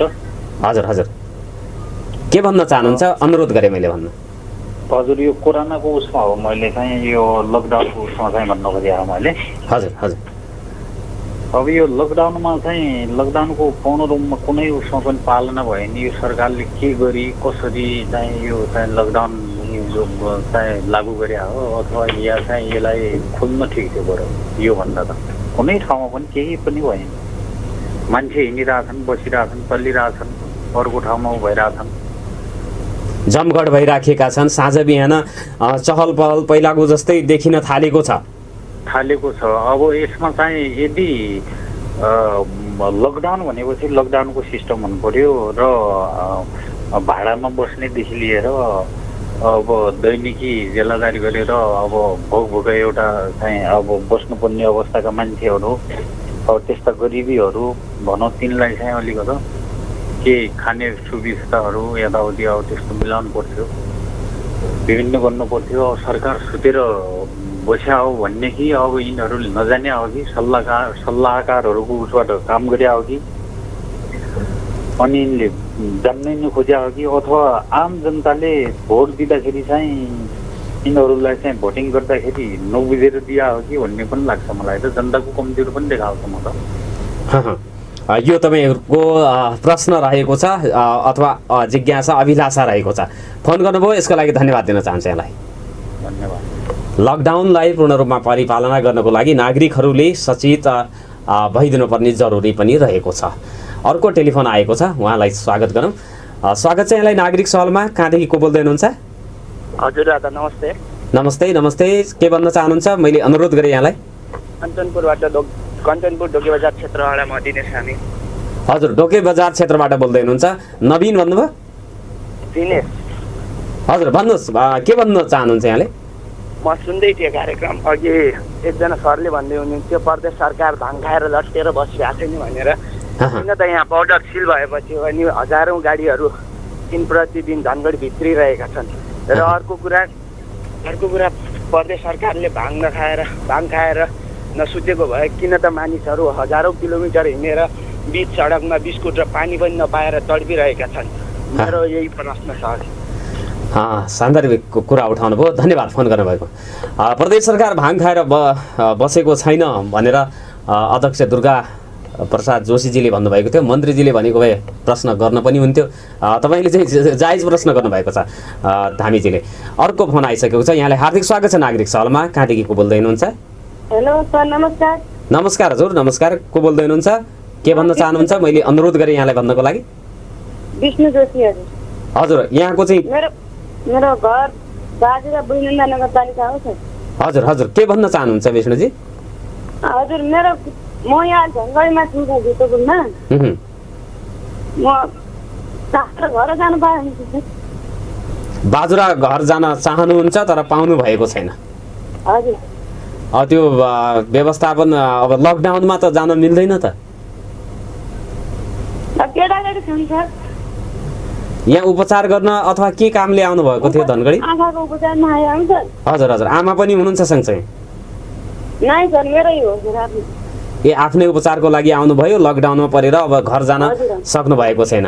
हजुर कहाँ बसिराख्नु भएको छ? आफन्तकोमा बसिराख्नु भएको छ कि कता? हजुर आफन्तैमा छौँ सर। घरमा साना बच्चाहरू छन्, खेतीपातीको सिजन छ हैन? हजुर हजुर। अब यस्तो अप्ठ्यारो परेकाहरूलाई अब स्थानीय प्रशासनले, स्थानीय सरकारले व्यवस्थापन गरेर लगिदियोस् भन्न चाहनुहुन्छ त्यसो भए? हाम्रो वडा अध्यक्षसँग फोन गरे आउँछ। के भन्छन् अध्यक्षजीले? अहिले त्यसको व्यवस्था छैन भन्छ। गाह्रो छ है। हजुर तपाईँहरूको यो चाहिँ समस्याप्रति सम्बन्धित छ। अब प्रदेश सरकारको, स्थानीय सरकारको ध्यान आकर्षण होस् भनेर म चाहिँ भन्न चाहन्छु। तर लकडाउनमा जान पाइँदैन भनेर सरकारले निर्देशन गरेको छ। फोन गर्नुभयो विष्णुजी, धन्यवाद छ यसको लागि। अब हिँडेर आउनेहरूको व्यवस्थापन काठमाडौँदेखि पूर्वदेखि अब सुदूरपश्चिमका लागि गाउँ गाउँमा हिँडेर पैदल यात्रा गरेर तातो सडकमा भोकभोकै आइराख्ने नागरिकहरूको व्यवस्थापन गर्नको लागि सर्वोच्च अदालतले पनि व्यवस्था गर भनेर अन्तरिम आदेश जारी गरेको छ। कुनै कुनै स्थानीय तहको सरकारले त्यसमा अलिकति काम गरेको पनि देखिएको छ। यसै गरी अब चाहिँ छोराछोरी अल्पत्रमा परेका र उपचारका क्रममा आएकाहरूको पनि समस्या बुझिदिनु पर्यो भन्ने किसिमको कुरा आएको छ। अर्को फोन आइसकेको छ। तपाईँलाई यहाँ नागरिक सवालमा हार्दिक स्वागत छ। नमस्कार, कहाँदेखि को बोल्दै हुनुहुन्छ? नमस्कार, म यहाँ विशालनगरदेखि जितेन्द्र गम हो। हजुर जितेन्द्रजी, के भन्न चाहनुहुन्छ? मेरो के भने सर भनाइ, यो जो दिल्लीको मर्कजबाट आएकै मुसलमानहरू यहाँ धनगढीमा पनि छन् भन्ने खबर छ होइन? हजुर। यिनीहरूको बारेमा के छ सरकारको, मतलब यिनीहरूको ऊ गर्नुपर्ने, ऱ्यापिड टेस्ट गर्नुपर्ने, नियन्त्रणमा लिनुपर्ने या ऊ गर्नुपर्ने, यसको बारेमा के छ भनेर म प्रदेश सरकारलाई सोध्न चाहन्छु। प्रदेश सरकार, जिल्ला प्रशासन कार्यालय, जिल्ला प्रहरी कार्यालयको ध्यान आकर्षण गराउन चाहनुहुन्छ? हजुर हजुर। कता छन् भन्ने कुराको जानकारी चाहिँ तपाईँले सिधै प्रहरी कहाँ पनि दिन सक्नुहुनेछ? मतलब मलाई ठ्याक्कै यहाँ छन् भन्ने छैन, तर यहाँ विभिन्न मिडियाहरूमा मतलब उसमा कि यहाँ धनगढीमा पनि त्यहाँ दिल्लीमा सहभागी भएका र धनगढी तिनीहरू पनि फिर्ता आएका भन्ने छ। अब यिनीहरूको बारेमा यो प्रशासनले खोजनीति गरोस् भन्ने हो मेरो चाहना। हजुर हजुर, चाहिँ बडो महत्त्वपूर्ण चाहिँ सुझाव दिनुभएको छ, धन्यवाद यसका लागि। प्रदेश सरकार, जिल्ला प्रशासन कार्यालय, जिल्ला प्रहरी कार्यालयको ध्यान आकर्षण यो विषयमा जाओस् भनेर म पनि अनुरोध गर्न चाहन्छु। अर्को फोन आएको हो आडेजी? आएको छैन। र यो चाहिँ दिल्लीमा भएको मुस्लिम धर्मावलम्बीहरूको एउटा सम्मेलनमा भाग लिएर सुदूरपश्चिमको धनगढीमा पनि आएर बसिराख्नु भएको छ भन्ने उहाँले चाहिँ अपुष्ट सूचना मतलब त्यो चाहिँ दिनुभएको छ अथवा आशंका हुनसक्छ। यो विषयमा पनि यथार्थता के हो खोजबिन गर्ने र वास्तविकतालाई पत्ता लगाउने। यदि तपाईँहरूसँग सूचना छ भने, नागरिकहरूसँग त्यस्तो सूचना छ भने त्यो सूचनालाई पनि प्रहरी प्रशासनसम्म चाहिँ पुर्याउने हामी तपाईँहरूको पनि दायित्व हो। त्यो सूचना पनि प्रवाह गरिदिनु होला। जिल्ला प्रशासन कार्यालय, जिल्ला प्रहरी कार्यालयको वडा कार्यालयमा तपाईँहरूले अथवा स्थानीय जनप्रतिनिधिहरू, वडा अध्यक्ष, नगर प्रमुख, उपप्रमुखहरूलाई तपाईँहरूले फोन गरेर त्यसबारेमा जानकारी गराउन सक्नुहुनेछ भनेर मैले अनुरोध गरेँ। भोलि यस्तै विषयवस्तुहरूमा छलफल, बहस र प्रश्न गर्ने बाचाका साथ आडी राणाजी, नवीन सदाशङ्करजी हुनुहुन्छ। दुवैजनालाई धन्यवाद दिँदै फोन सम्पर्कमा जोडिएर हामीसँग कुरा गर्नुहुने अतिथिजीहरूलाई पनि धन्यवाद। हामीलाई देश विदेशबाट, प्रदेशबाट पनि हेर्दै हुनुहुन्छ। प्रवासमा बस्नुभएका नेपाली दाजुभाइहरूसँग आजको दिन पनि हामीले कुराकानी गर्न सकेनौँ। आगामी दिनमा कुराकानी हामी जारी राख्नेछौँ र जहाँ रहनुभएको छ त्यहाँ सुरक्षित रहनुहोला, सङ्क्रमणबाट बस्नुहोला, सामाजिक एकबद्धता र भौतिक दूरी कायम गरिदिनु होला। पटक पटक साबुन पानीले हात राम्रोसँग धुनुहोला र नाक, मुख, आँखा चाहिँ अनावश्यक रूपमा छुने कामहरू नगरिदिनु होला। भौतिक दूरी एक व्यक्तिदेखि अर्को व्यक्तिसम्म कायम गरिदिनु होला भन्दै बिदा माग्छु। नमस्कार, शुभ दिन।